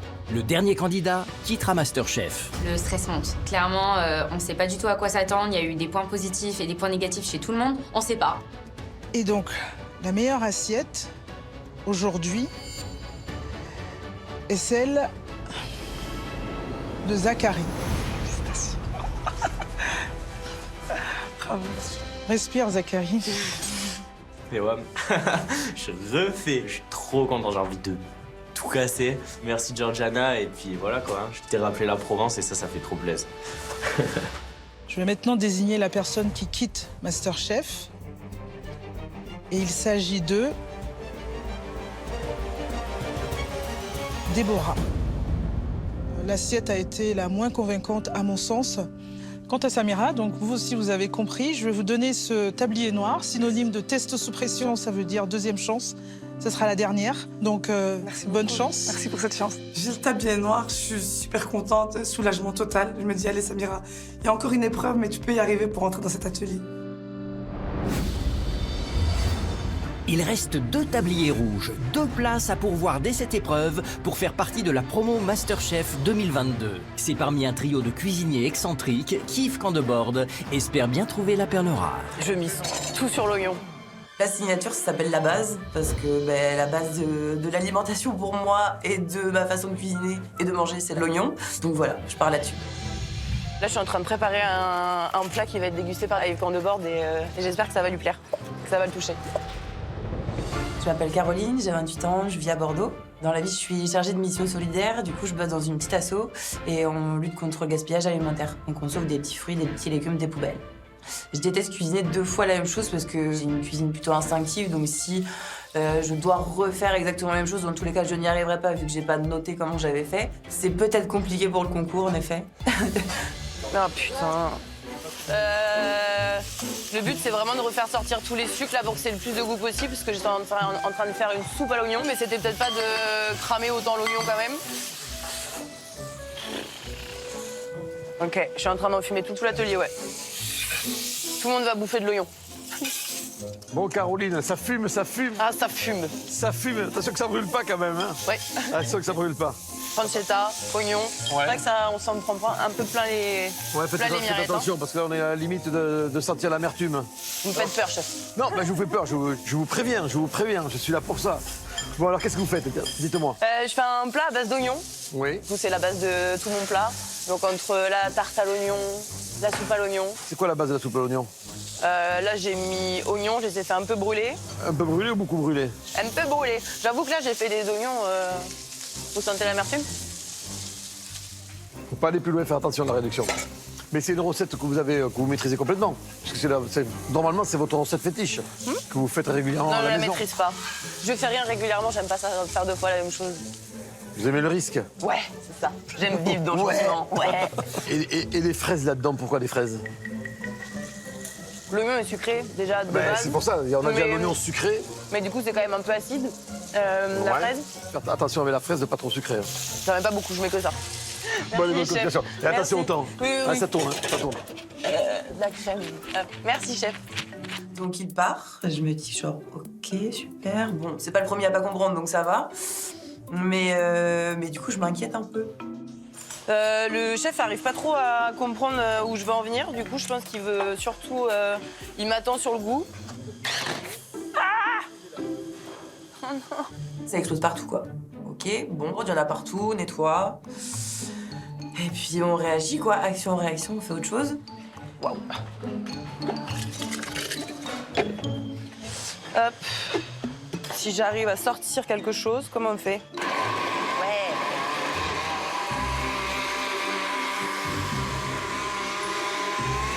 Oh là là là là là. Ok. Ben non, mais en fait, je voulais faire une farce avec ce qui restait, mais je pense que j'ai trop mixé. Ah, une cagade en entraîne autant. Après, ça fait partie de moi de faire des conneries, donc je me dis, bon, t'es au bon endroit, Caroline. C'est cool. T'es à l'aise, en fait. Ben, j'ai pas du tout envie de rentrer chez moi. En plus, j'ai pris une valise de 36 kilos, donc je rentre pas chez moi. seul Yves Candebord décidera du sort de Caroline et de son oignon. Il faudra qu'elle fasse mieux que Sébastien, primeur à Lyon, qui lui a décidé de présenter au chef des asperges farcies à la pomme granny. Bonjour Sébastien. Bonjour chef. Vous voulez que je vous dise la vérité? Oui. Ça ne me viendrait jamais à l'esprit de creuser une asperge comme ça, au travail. Ouais. Oh là là. Non, mais je trouve que c'est une préparation qui envisage une photo sur un réseau social. Bah, ça me touche beaucoup ce que vous me dites. Non, mais attention. La cuisine, c'est le goût. Hein. Aujourd'hui, c'est vrai qu'on voit de plus en plus un côté toujours très artistique. Mais l'essentiel, c'est le goût. Beau, c'est bien, mais bon, c'est meilleur. Ça, vous savez que l'asperge, vous connaissez, parce que vous êtes primeur, l'asperge, c'est vraiment une saveur très particulière. Attention, vous rajoutez de la pomme Granny Smith, vous rajoutez du sucre. Ne l'endormissez pas, l'asperge. L'asperge est tellement noble, elle est tellement belle, que souvent, il faut la laisser parler, quoi. J'entends ce que vous me dites. Allez, je vous laisse continuer. Mais sans pression, Merci. sans pression. Je ne veux pas vous mettre la pression. Je vous parle avec le cœur. Hein. Oui, d'accord. Allez. Quand le chef il me dit qu'il a un petit peu peur de l'association Granny et asperge, j'entends ce qu'il me dit. Donc après, je fais confiance aux œufs de poisson. Dedans, il y a un petit peu d'asperge aussi. Et puis après, de toute façon, ma recette, elle est faite, elle est réfléchie. Donc on verra à la dégustation. Yves Candebord a le choix entre un plat d'oignons ou des asperges farcies. Sera-t-il plus convaincu par le plat signature d'Emmanuelle, la dernière candidate? Je vais préparer donc du sciure. C'est un poisson en général qui n'est pas beau. Et du coup, c'est vrai que les gens le consomment très rarement. J'ai choisi le sciure parce que c'est un poisson qui est vilain, qu'on ne mange jamais. Et je pense que c'est un rapport aussi peut-être à mon vécu, où j'ai eu des périodes où je ne m'aimais pas, je me trouvais vraiment pas jolie. Et du coup, j'ai voulu lui donner toute sa splendeur, le retransformer, qu'on fasse waouh, c'est beau. Donc en fait, je vais le transformer en le rendant plus beau, en mettant des ours. Je vais lui faire une petite émulsion avec des asperges vertes et une infusion de verveine. Je m'appelle Emmanuelle, j'ai 46 ans, je suis mariée, j'ai 2 enfants, je vis dans le Lot-et-Garonne. Étant en manque d'affection toute jeune, je me suis réfugiée pas mal dans la nourriture. J'ai pris pas mal de poids d'ailleurs. Du coup, j'ai pris l'initiative de faire du sport. J'en pratique entre 1 heure, 1 heure et demie par jour. Au début, en fait, je me réfugiais dans la cuisine et puis c'est devenu une passion. Masterchef, pour moi, c'est énorme. C'est un très, très gros défi. Pour moi, ce sont des dieux, les chefs. Donc de savoir que je vais cuisiner, donner toute ma passion, mon cœur dans mes plats pour essayer de les convaincre et de leur faire plaisir, c'est le plus beau cadeau. Alors là, je vais couper mon sciure en tranches et je vais le rouler donc en ballotine pour lui donner un aspect plus harmonieux. Je me lance à ciseler mes herbes, saler mon poisson, le recouvrir d'herbes et le rouler en ballotine et direct au thermoplongeur. Bon, Emmanuelle, ça y est, c'est parti. Oui. Je sens un peu de tension, Emmanuelle. Oui, tout à fait. Non, sérieusement, il faut de la concentration, oui, mais pas de la tension.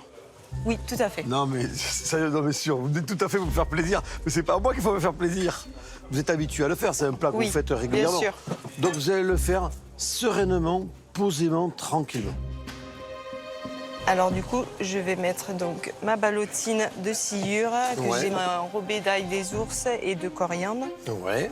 Mais est-ce que vous avez déjà essayé de le faire sans thermoplongeur? J'ai pas de thermoplongeur à la maison. Est-ce que c'est faisable? Oui, tout à fait. J'ai testé bouilli dans l'eau, mais la cuisson, c'est vrai qu'il faut vraiment surveiller. Le temps ne va pas être le même du coup. Donc on peut très bien cuisiner aussi de façon plus simplement, sans être obligé d'investir. J'ai l'impression que les chefs, en fait, ils recherchent la simplicité. Et là, je me dis au final, va pas te creuser la tête, te poser des questions et vas-y tout simplement. Cuisine naturellement. Allez, on y va. Et du coup, voilà, j'ai pris ma ballotine et cuisson directement dans le bouillon. Le chef m'a dit qu'il fallait que j'y aille doucement parce que le produit le ressent, sinon dans les finitions, voilà, donc on y va avec le cœur. Tu aimes ce que tu fais, vas-y, déstresse, détends-toi.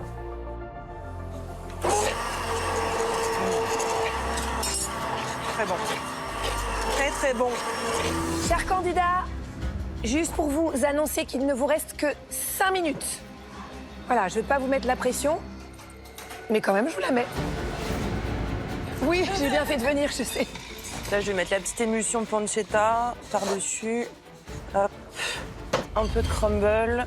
Donc là, ne jamais oublier de lustrer ces petites asperges pour qu'elles soient bien brillantes, bien belles. Ensuite, je vais mettre mes petites feuilles d'huître. Ça va apporter un petit goût iodé à mon assiette. 30 secondes. Elles sont trop grosses. Ah, flûte. Attention, 3, 2, 1. Écartez-vous de vos plans de travail. L'épreuve est terminée. C'est l'heure de la dégustation pour Yves Candeborde. Caroline, Emmanuel et Sébastien sont impatients de connaître l'avis du chef. Je vais vous dire quelque chose. Par rapport à l'explication que j'ai eue tout à l'heure, je ne m'attendais pas à ça, mais alors pas du tout. Hein. Je trouve qu'il y a une belle harmonie. Bon, j'y vais. Ce que vous m'avez vendu, je l'ai en bouche. Et le plus étonnant, c'est la fraise. Parce que quand je vous ai vu mettre les fraises dans le bouillon, je me suis dit, je ne sais pas ce que ça va donner. Et non, et c'est assez intéressant parce qu'il y a le fruité, pas trop sucré. C'est la fraise qui a équilibré le jus d'oignon. C'est pas mal du tout, ce jus. Alors, je ne le vois pas forcément obligatoirement avec un tel plat, mais individuellement, ce jus, il est très, très bon. Merci. Alors, le seul reproche que je peux faire, c'est crémeux. On est sur deux textures très moelleuses, deux textures gras, donc ça fait gras sur gras, et c'est vrai que ça, quelque part, ça arrive à étouffer. Dessous, une farce, sans l'écraser, sans la mixer, peut-être un peu plus en morceaux, que ça fasse moins lourd. Pour une cuisine amateur, c'est bien ficelé. Ça me fait très plaisir. Ouais, merci. c'est cool. C'est un petit tableau d'art contemporain. Eh ben, c'est le printemps végétal et iodé.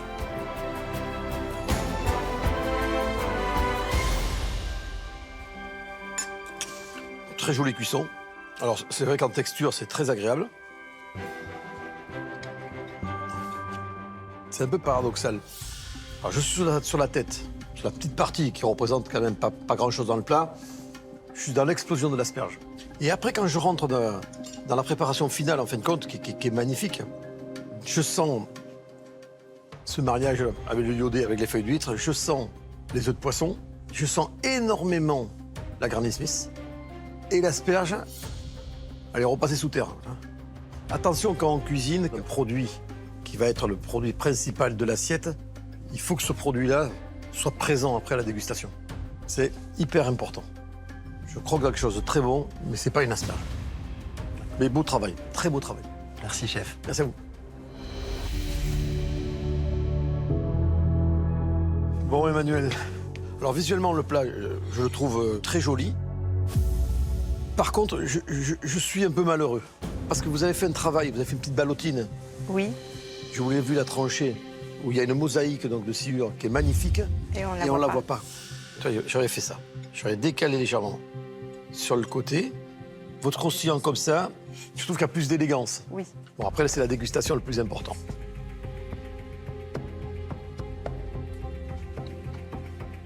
Ben, le poisson, il a du goût. C'est très bien assaisonné. La seule chose qui me dérange, c'est le rajout de l'échalote pour le côté sucré. D'accord. Mais bon, après, techniquement, honnêtement, c'est un très joli travail. Merci, chef. Merci beaucoup, Emmanuel. Entre l'oignon, le silure ou l'asperge farcie, quel plat Yves Candeborde va-t-il récompenser d'un tablier rouge? Le stress monte encore plus qu'au moment de l'épreuve. Ça passe ou ça passe pas, mais voilà, j'ai sorti ce que je voulais. Il faut faire des choix. Mon choix, en fin de compte, il a été très simple. Il était sur le goût exclusivement. Et l'assiette qui me fait donner ce tablier rouge,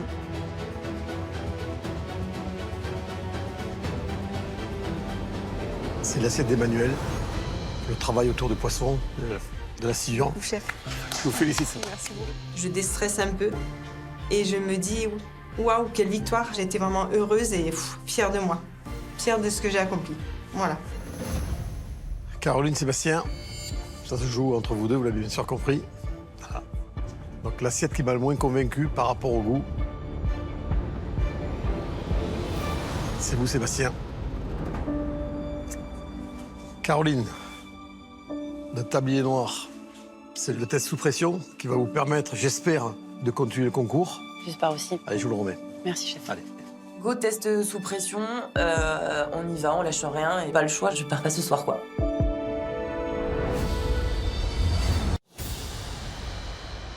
Alors que la tension est à son comble dans l'atelier, il est temps de jouer à nouveau avec MasterChef. Je vous rappelle que la surprise mise en jeu cette année est exceptionnelle. Nous vous offrons l'incroyable montant de 50 000 €. Il suffit de répondre correctement à cette question. Combien de candidats s'affrontent lors de la première épreuve de ce soir? 1, 92, 2, 18.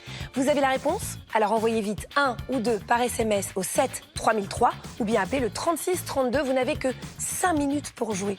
Bonne chance à tous. Il reste un tablier rouge à distribuer et 3 derniers candidats. Alice, Morgane et Jean espèrent tous les 3 convaincre le chef Thierry Marx. Je m'appelle Jean, j'ai 39 ans, je suis formateur consultant en gestion de projet et organisation et je viens de la plus belle ville de France, Lille.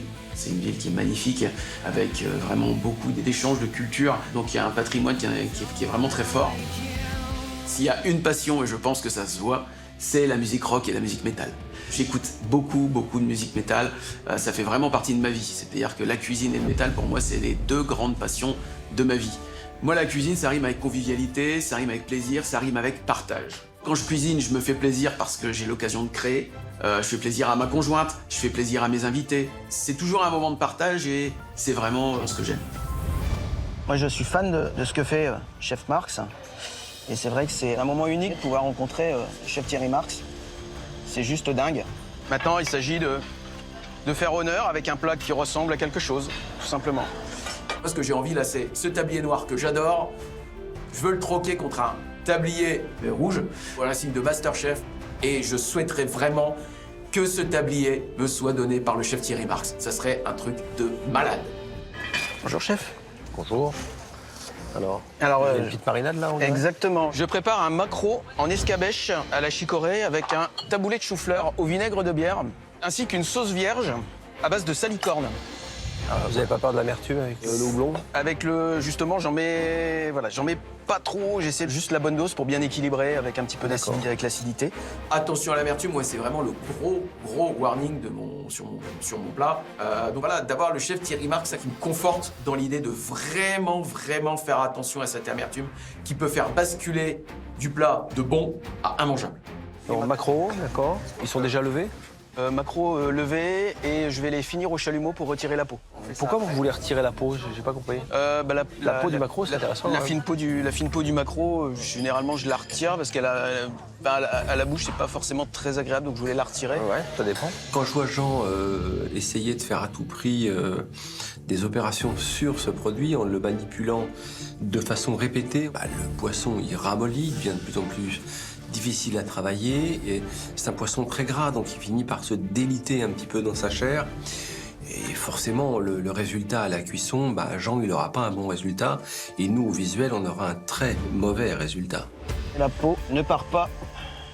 Ce qui m'embête un peu, c'est que le fait de la retirer après cuisson, le poisson s'est un peu rétracté et donc il reste forcément peut-être un peu de peau. Forcément, je le fais 15 fois à la maison, ça va, et là aujourd'hui, c'est moins drôle. Je la retire, mais je la retire de trop parce qu'en fait, quand on retire la fine pellicule, on garde les belles zébrures du maquereau qui donnent un aspect vraiment très sympa. Là, en fait, comme je l'ai passé au chalumeau pour la retirer, j'ai tout retiré. Là, on est dedans, là. Là, on est dedans. C'est bien. C'est bien. C'est bien. Je veux dire, si on veut pas quelque chose de rock'n'roll, on vient pas ici. Hein. Sinon, on reste chez soi. Ce qui serait rock'n'roll pour Jean, c'est de récupérer le dernier tablier rouge de ses qualifications. À moins que Morgane, vendeur de voitures en Belgique, ne lui ravisse la première place. Alors, je suis parti sur un magret de canard que je vais cuire sur la peau. Donc du coup, pour amener le croustillant vraiment de la peau. Ensuite, après, j'ai un poireau rôti. Donc je vais d'abord faire blanchir à l'eau salée.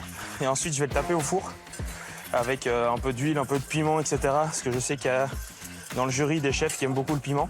Et alors, on va faire une petite brunoise de poire avec des petits morceaux roquefort dedans aussi. Parce que le roquefort, c'est un fromage qui est très fort en goût. Et moi, perso, j'aime bien. Donc voilà, on va voir un peu si les chefs partagent le même goût que moi, en espérant que ça soit le cas. J'espère que le chef Marx est un bon viandard, mais après, je sais que le chef Marx aime beaucoup ce qui est épuré au niveau du dressage. Et comme je pars vraiment sur une assiette simple, carrée, très épurée, j'espère pouvoir le séduire par rapport à ça. Alors, je trouve ça très impressionnant de cuisiner pour vous, chef, vraiment. Ouais, y a pas de quoi, faut vous faire plaisir. Si vous faites plaisir, vous allez me faire plaisir. Bah, c'est ce que je souhaite, en tout cas. Vous aimez pas le roquefort, chef? Si, moi j'aime tout, ouais, pas de problème. Alors dans son plat, il utilise du roquefort, c'est un parti pris. Alors peut-être que lui, il aime le roquefort. Il faut faire attention dans le dosage, un plat c'est une harmonie, on promet poireau, roquefort. Mais si le roquefort prend toute la saveur du poireau, bah finalement on passe à côté, on a un fromage fondu persillé et on va avoir un plat qui va sentir vraiment le roquefort. Or que la saveur du poireau, c'est quand même assez délicat. Tu mets tes magrets au-dessus de tes poireaux, ça chauffe. Ça fait un couvercle pour tes poireaux. Ouais. La graisse commence à fondre, tu jettes, tu gardes cette graisse pour t'en servir pour autre chose. Puis après, t'as plus qu'à marquer, puis ils sont à bonne température déjà. Ma recette a l'air de lui plaire. C'est très agréable et très chouette. Après, je me suis un peu senti comme à l'école, quand le professeur passe derrière pendant qu'on est en plein d'interrogation. Il y a une pression qui est là, mais c'est une pression positive et voilà, on veut ce tablier rouge, donc du coup, on travaille pour tout ça. Dernière candidate à vouloir décrocher le tablier rouge dès cette première épreuve, c'est Alice qui va proposer au chef un carré d'agneau cuit au foin et ses asperges poêlées. Je m'appelle Alice, j'ai 27 ans et je viens de Paris et je suis designer. Ma passion pour la cuisine, ça vient depuis que je suis enfant. Je cuisinais beaucoup avec ma mère qui cuisinait tout fait maison, des plats familiaux. Et voilà, aujourd'hui, c'est ma passion totale. Je vais procéder au fumage de ma viande où en fait je vais la faire cuire à basse température dans une cocotte avec le foin. C'est ce qui va lui permettre d'avoir un goût fumé en fait. Et puis c'est une technique aussi qui peut faire la différence, j'espère, pour le jury. Et donc là en fait je vais le laisser fumer pendant quelques minutes, je dirais un bon quart d'heure à basse température.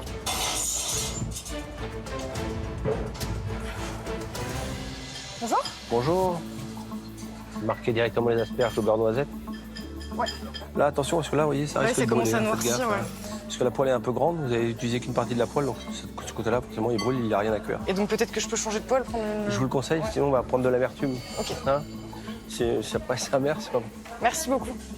Ce carbone qui brûle, là, ce pyrobenzène, comme on dit, finalement, ça va venir donner un mauvais goût aux asperges. Surtout, c'est toxique. Donc, j'explique toujours aux jeunes candidats ou aux débutants, comme ça, utiliser la bonne taille de casserole, de poêle, ou quand vous avez quelque chose à cuire. Sinon, il y a il y a un espace qui va brûler. J'avais remarqué que mon beurre était en train de cramer. Enfin, en même temps, il faudrait être aveugle pour pas le voir. Mais c'est vrai que j'ai pas pensé que c'était en rapport avec la taille de la poêle. Et c'est ça qui est très intéressant. Pour le coup, là, elle est peut-être petite. Non, c'est pas mal. Bon, ça va, c'était pas en feu, hein, mais ça commençait à vraiment colorer beaucoup trop. En plus, je le savais, je le voyais, donc du coup, je change de poêle vite, heureusement qu'il me l'a dit. C'est des conseils in situ et on les prend pour le moment et on les garde en tête pour plus tard. Ce serait vraiment super de pouvoir accéder à l'étape d'après et d'avoir le tablier rouge pendant l'étape d'après. En face de moi, j'ai Jean qui est très technique et qui, je pense, va envoyer une très belle assiette. Et puis il y a Morgane aussi qui est très axée sur son produit et qui a l'air d'avoir une bonne recette et une bonne maîtrise. Donc me qualifier avec le tablier rouge, voilà, on va tout faire pour. Mais c'est pas gagné forcément d'avance. Si c'est pas déjà fait, il faut vraiment dresser vos assiettes. Allez les gars, c'est la dernière. Il vous reste moins de 30 secondes. Là, faut que je me brouille. On va tâcher de proposer quelque chose au chef de propre. Que le meilleur gagne, en tout cas, je donne le maximum. Ça ressemble vraiment à ce que je voulais faire. Si ça passe, tant mieux. Si ça passe pas, c'est que les autres sont meilleurs que moi. Mais j'espère que ça va passer quand même. Advienne que pourra. Restons positifs, restons rock. Voilà, faut que ça tienne. 3, 2, 1, vous écartez de vos plans de travail. Et c'est fini, bravo à tous. Voilà, sans regret. Thierry Marx va maintenant goûter les plats d'Alice, Jean et Morgane. À la suite de cette dégustation, l'un des 3 candidats quittera le concours. C'est du minimalisme ou t'as fait le minimum? C'est du minimalisme, c'est volontairement. Alors, ça me va. D'accord, bon, on va goûter. Alors, C'est bon. Mais j'ai un petit problème. Quand on sert un filet comme ça, il faut vraiment qu'il soit prêt à déguster. Ouais. Et tu sais pourquoi j'ai du mal à te parler? Parce que j'ai une arête.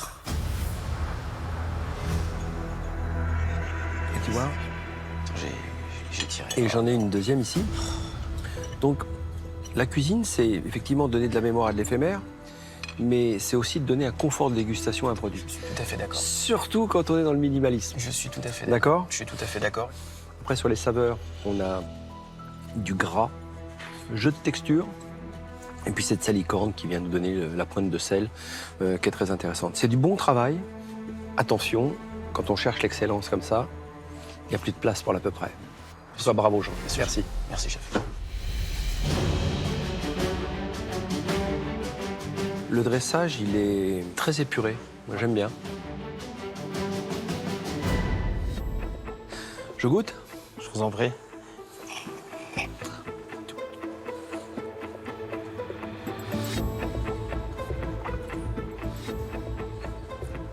C'est un plat qui a du caractère.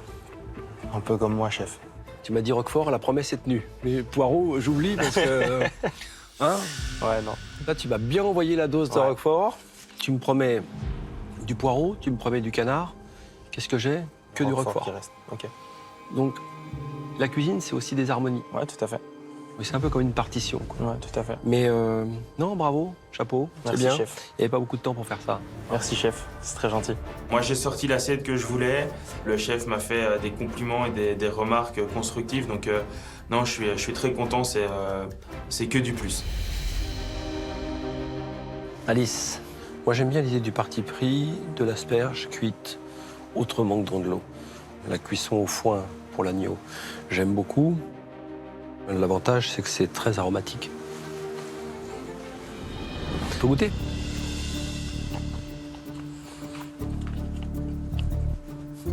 L'agneau est bon, la cuisson est bien. J'adore cette cuisson des asperges. Je vais vous faire un compliment, c'est bon. C'est pas parfait techniquement, mais le goût, c'est bon. Félicitations. Merci.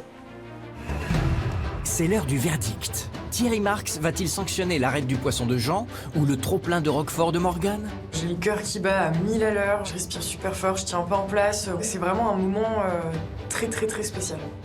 Alors d'abord, je voulais vous féliciter, parce que j'ai passé un très bon moment. Et le plat qui m'a le plus séduit, finalement,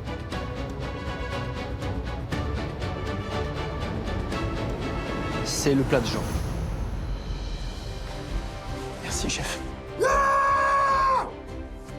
Truc de dingue!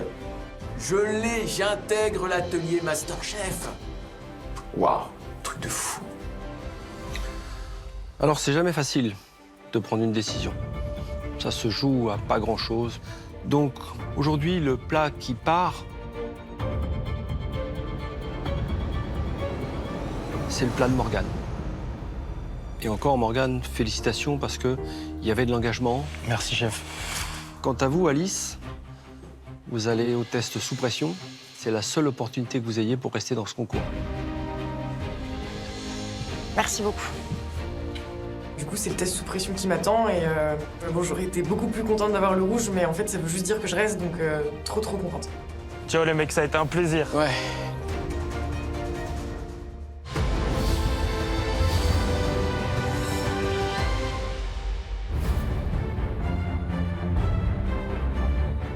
Nous avons nos 6 candidats qualifiés pour la semaine prochaine. Bravo. Et puis, il y a vous qui allez donc vous soumettre au test sous pression. On a 3 tabliers à distribuer. Pour l'obtenir, vous allez devoir vous battre et vous allez devoir cuisiner pour ce faire un légume. Je vais vous demander de soulever la cloche. La carotte. Alors, comment est-ce que ça va se passer? Vous allez avoir 1 heure pour mettre en valeur ce légume bien connu, essayer de faire une assiette originale. Chef, qu'est-ce que vous avez à dire à nos candidats pour ce premier test sous pression? Que la pression, elle doit être positive. Faut pas qu'elle vous tire vers le bas, faut qu'elle vous transcende, qu'elle vous libère. Il y a plusieurs variétés de carottes qui ont plusieurs goûts, des goûts différents. Si vous venez dans votre recette ajouter des épices ou d'autres légumes, faites bien attention à ceux qui ne viennent pas voler la vedette à la carotte. Soyez gourmand. C'est le plat qui doit d'abord vous séduire, vous. Et en fonction de ça, vous allez voir que vous allez réussir à séduire le jury. Je vous souhaite bonne pression. Bon, bah, vous êtes tranquille, vous pouvez aller siroter un petit cocktail, hein. C'est par ici, allez-y, je vous en prie. Allez, allez. J'annonce que le premier test sous pression de cette année de MasterChef démarre maintenant. C'est parti pour 1 heure de test sous pression. Très belle épicerie, c'est cool. Ça donne de l'inspi.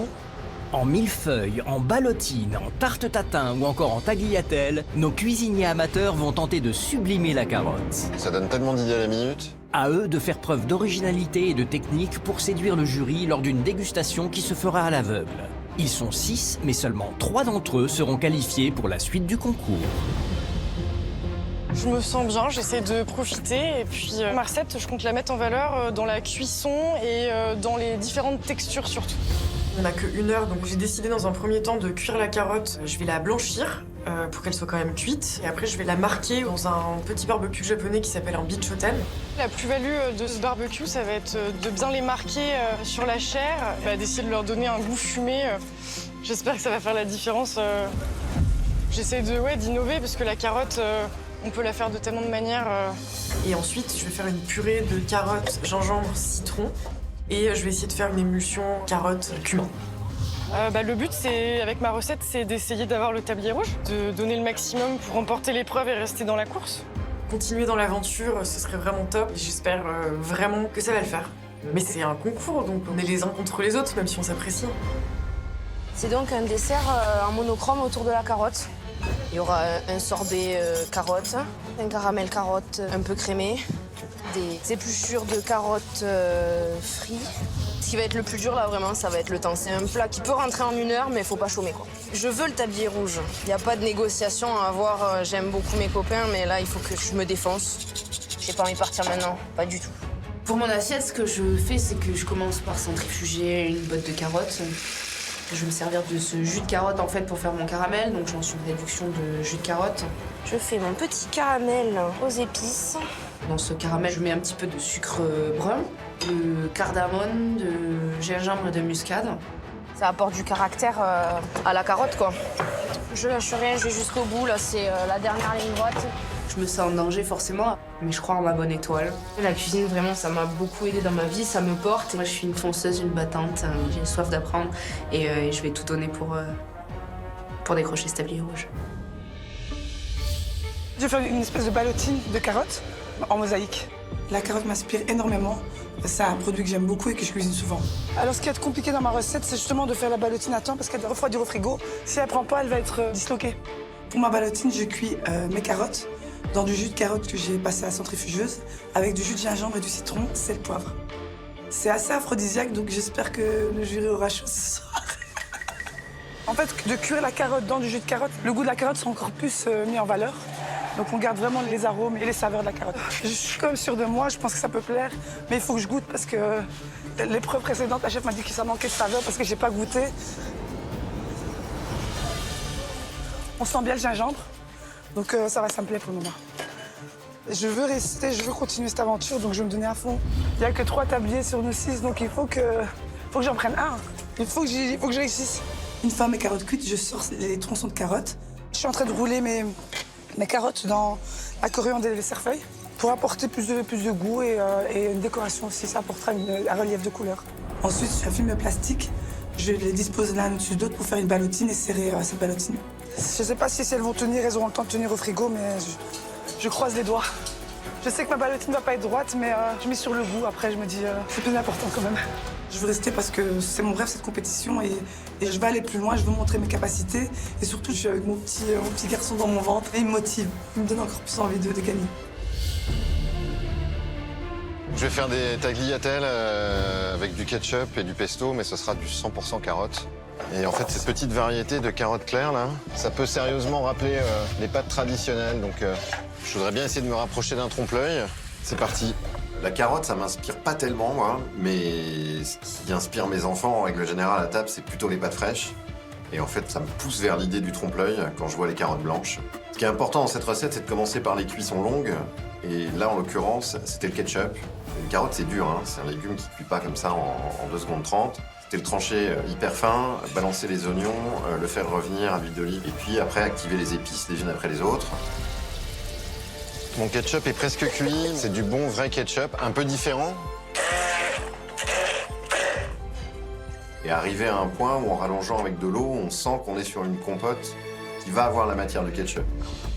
C'est la fin de mon ketchup. Et en fait, le curcuma a un peu pris le dessus. Un petit peu trop de curcuma, un peu trop vif. J'ai dû corriger avec d'autres assaisonnements, un peu d'espelette, calmer le curcuma. Un petit coup de vinaigre balsamique, ça a bien aidé. Beaucoup mieux. Oh, beaucoup mieux. Deuxième étape, les pâtes, enfin les tagliatelles. Il faut débiter les énormes carottes blanches et ensuite les mettre tout de suite en cuisson parce que, encore une fois, la carotte, même fine, ça reste quand même un légume qui est croquant. Je suis en train de pousser la cuisson au beurre pour qu'il y ait plus de rondeur et de gras et que ça aille un chouïa plus vite, quoi. Je pense que ça fonctionne. C'est la première fois que je fais que cette recette. Je crois que je suis dans la bonne direction, mais je sais pas si j'aurai fini. Je vous annonce que vous avez fait la moitié de l'épreuve. Il vous reste donc une demi-heure. Je vais faire une tarte tatin de carottes avec plein de couleurs. J'adore les tartes tatin. Tout simple, mais moi je pense que la bonne cuisine, c'est aussi la cuisine simple avec des bons produits, tout simplement. Pour réaliser ma pâte, je vais prendre de la farine, un œuf, 75 g de beurre et je malaxe avec les doigts parce que j'adore malaxer avec les doigts. Là, j'ai fait ma pâte, mais du coup, elle n'a pas trop le temps de reposer. La pâte va être légèrement parfumée au thym. J'adore mettre le thym dans la pâte. Ça va parfumer la pâte.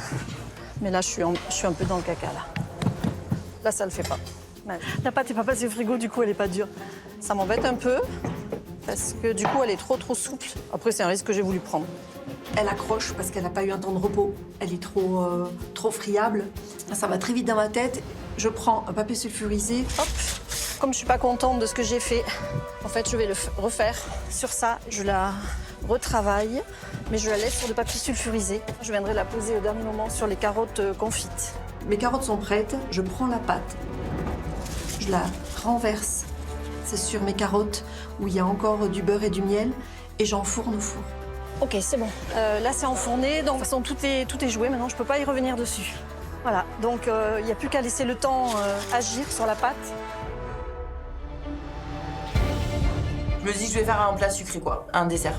J'ai envie de montrer que la carotte, c'est quelque chose de sucré et que du coup, ça peut se traiter autrement qu'en légumes. Ça va être monté en millefeuille avec des feuilles de briques et à l'intérieur, une petite crème à la mascarpone. On ne retrouvera pas la carotte entière, mais dans tous mes petits éléments, il y aura de la carotte. Je centrifuge mes carottes, j'essaie de faire une réduction avec. Je les assaisonne un peu, je mets un peu de miel, un peu de citron vert. Et on va essayer de faire quelque chose d'un peu nappant sur le millefeuille. Après, donc, je mets mes feuilles de briques les unes sur les autres avec un peu de beurre et un peu de réduction. Je les mets au four. Après, je vais faire la petite crème à la mascarpone, donc avec des carottes râpées, des pistaches, toujours un tout petit peu de miel pour la sucrosité et du citron vert aussi. Un truc assez léger quand même. Là, du coup, j'espère que je vais apporter un peu d'acidité. Il vous reste moins de 10 minutes. Je pense que je vais pas tarder à regarder. Ah putain. En fait, du coup, le four, il est pas parti. Si la pâte est pas cuite, j'aurai vraiment rien à présenter. Je le valide maintenant. Mais c'est pas cuit. Oh non! Mon millefeuille vient de péter, donc là on est sur vraiment l'apogée du rien ne va. Oh là là là, mon Dieu, mon Dieu, mon Dieu, mon Dieu. Je m'appelle Otino. J'espère qu'elle va prendre, on va voir. Hein. Bon, elle se tient, donc ça va. Je suis contente. C'est important. 1 minute. Je me prépare pour le dressage, je suis pas sûr d'être bien prêt. Alors là, c'est le moment de vérité. Où ça passe ou ça casse. 2, 3. C'est la dernière ligne droite. Hop. Petite cacahuète à la carotte. Mon crémeux citron carotène.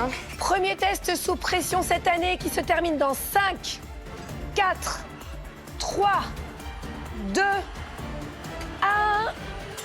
Éloignez-vous de vos plans de travail, s'il vous plaît. Bravo, bravo à tous. Allez, c'était dur la première, là.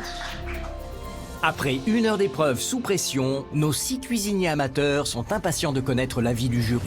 Seules les 3 meilleures assiettes permettront à leurs auteurs de poursuivre le concours. C'est l'heure de la dégustation. Il va donc être temps de déguster. Je rappelle que c'est une dégustation à l'aveugle.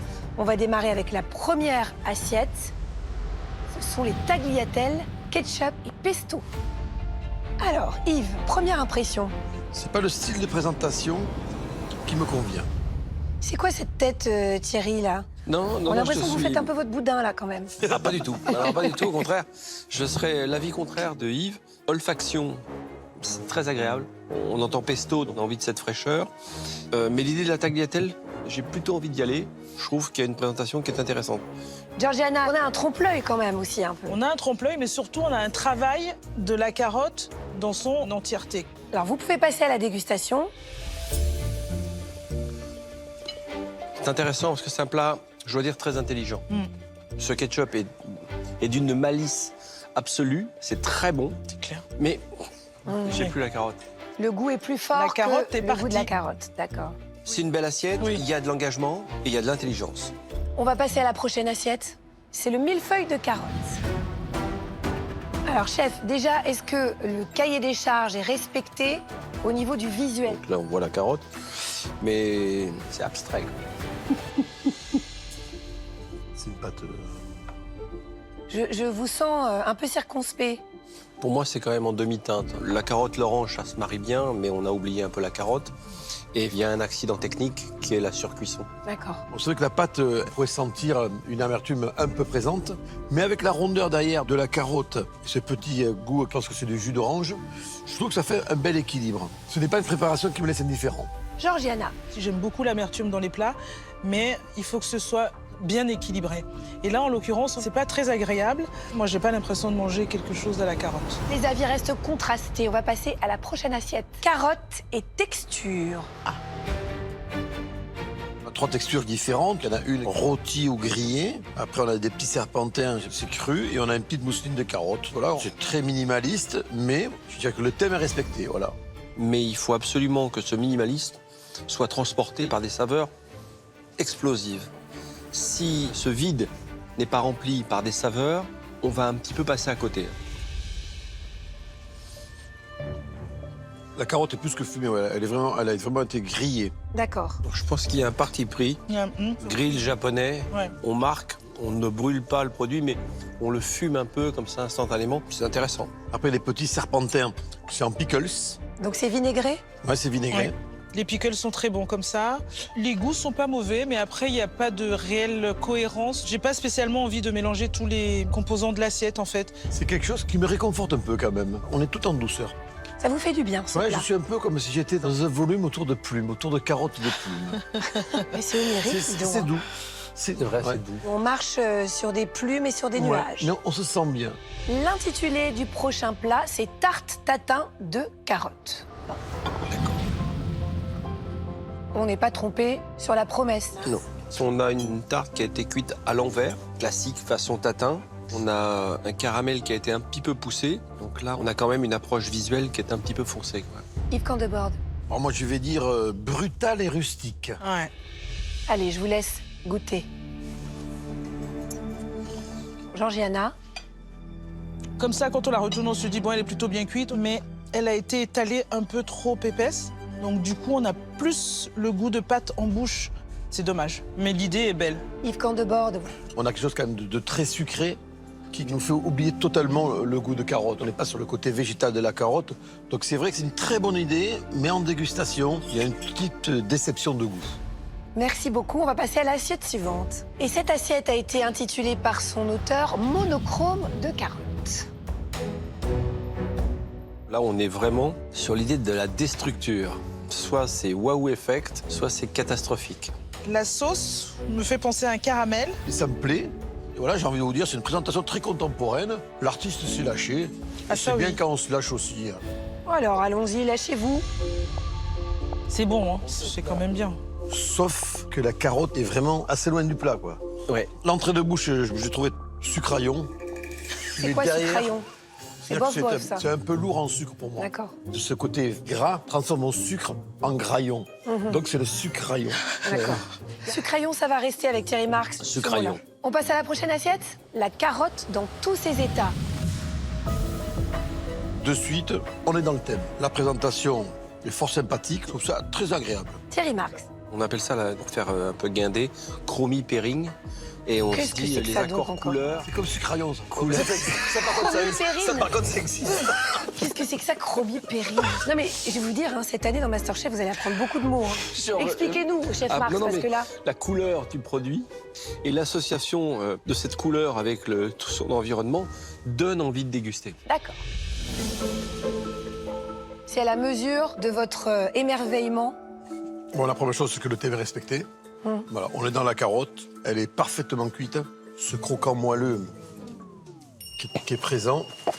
Mon père Thierry, je crois. Notre père Thierry. Qu'est-ce qui se passe, Thierry Marx? C'est à cause de la chromo, je sais plus quoi. Non, pardon. C'est parce que... Mais c'est pas possible. J'ai peut-être encore inventé un mot. Qu'est-ce qui se passe, Thierry? Ça me fait penser à un sucraillon. Ah bah oui, il se remet pas. Un sucraillon, vous avez fait là, vous avez fait mouche. Sucraillon, mais c'est très bon. Et non, pour revenir sur la dégustation, c'est très équilibré, c'est plein de fraîcheur, c'est profond et très bon, et très bien cuisiné, et surtout très bien assaisonné. Là, il y a quasiment rien à dire. Une très très belle réalisation. Thierry Marx, il y avait une critique à faire sur ce plat. Une critique à faire sur ce plat, c'est agaçant. Agaçant parce que c'est tellement bon et c'est tellement professionnel que fait par des amateurs, c'est agaçant pour le professionnel que je suis. C'est délicieux. Très bien. Je vais vous laisser réfléchir et délibérer et je vous retrouve tous les trois dès que vous avez pris votre décision. C'est votre toute dernière chance de participer à notre grand jeu MasterChef ce soir pour peut-être gagner les 50 000 € mis en jeu pour cette année. Alors pour faire partie du tirage au sort, répondez correctement à cette dernière question. Quel légume principal est cuisiné dans le test sous pression ce soir? 1. Le potiron. 2. La carotte. Vous avez la réponse, alors envoyez vite 1 ou 2 par SMS au 7 3003 ou bien appelez le 36 32. Vous n'avez que 5 minutes pour jouer. Bonne chance à tous. Ça y est, c'est le moment pour le jury de vous annoncer les résultats. Il nous reste 3 tabliers à distribuer. Tabliers qui correspondent aux 3 assiettes qui ont séduit le plus le jury. Thierry Marx. Alors, le plat qui nous a bousculé dans nos certitudes de chef, c'était un plat qui était assez étonnant, notamment parce qu'il était juste, précis, équilibré. Le plat que nous avons décidé de sélectionner est la carotte dans tous ses états. C'est bon. Qui a fait ce plat? C'est bon. C'est le feu d'artifice. J'aurais jamais cru que j'allais être le coup de cœur de cette épreuve. Félicitations. Toutes mes félicitations, c'était exceptionnel. Samira, c'était fabuleux. Merci Bluffant. beaucoup. Merci beaucoup. Je me sens tellement soulagée, fière de moi, surtout des compliments des chefs. Allez, venez vous mettre du côté des candidats qualifiés. Vous êtes maintenant officiellement dans l'équipe de MasterChef. C'est qui a le tablier rouge? En plus, il est bien assorti avec mon ventre, vous trouvez pas? Alors, le deuxième plat qui a séduit le jury est un plat qui a respecté également le thème. On a salué l'audace, c'était très malin. Les tagliatelles, ketchup et pesto. Qui a fait ce plat? Ah ben voilà. Je me sens soulagé, content.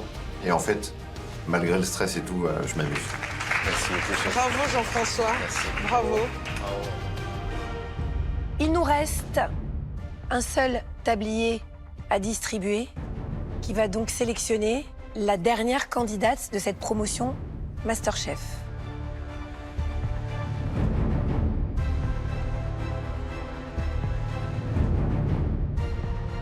Quelle est la candidate qui a fait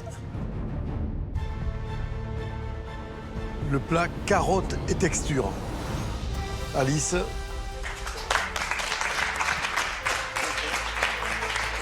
Merci.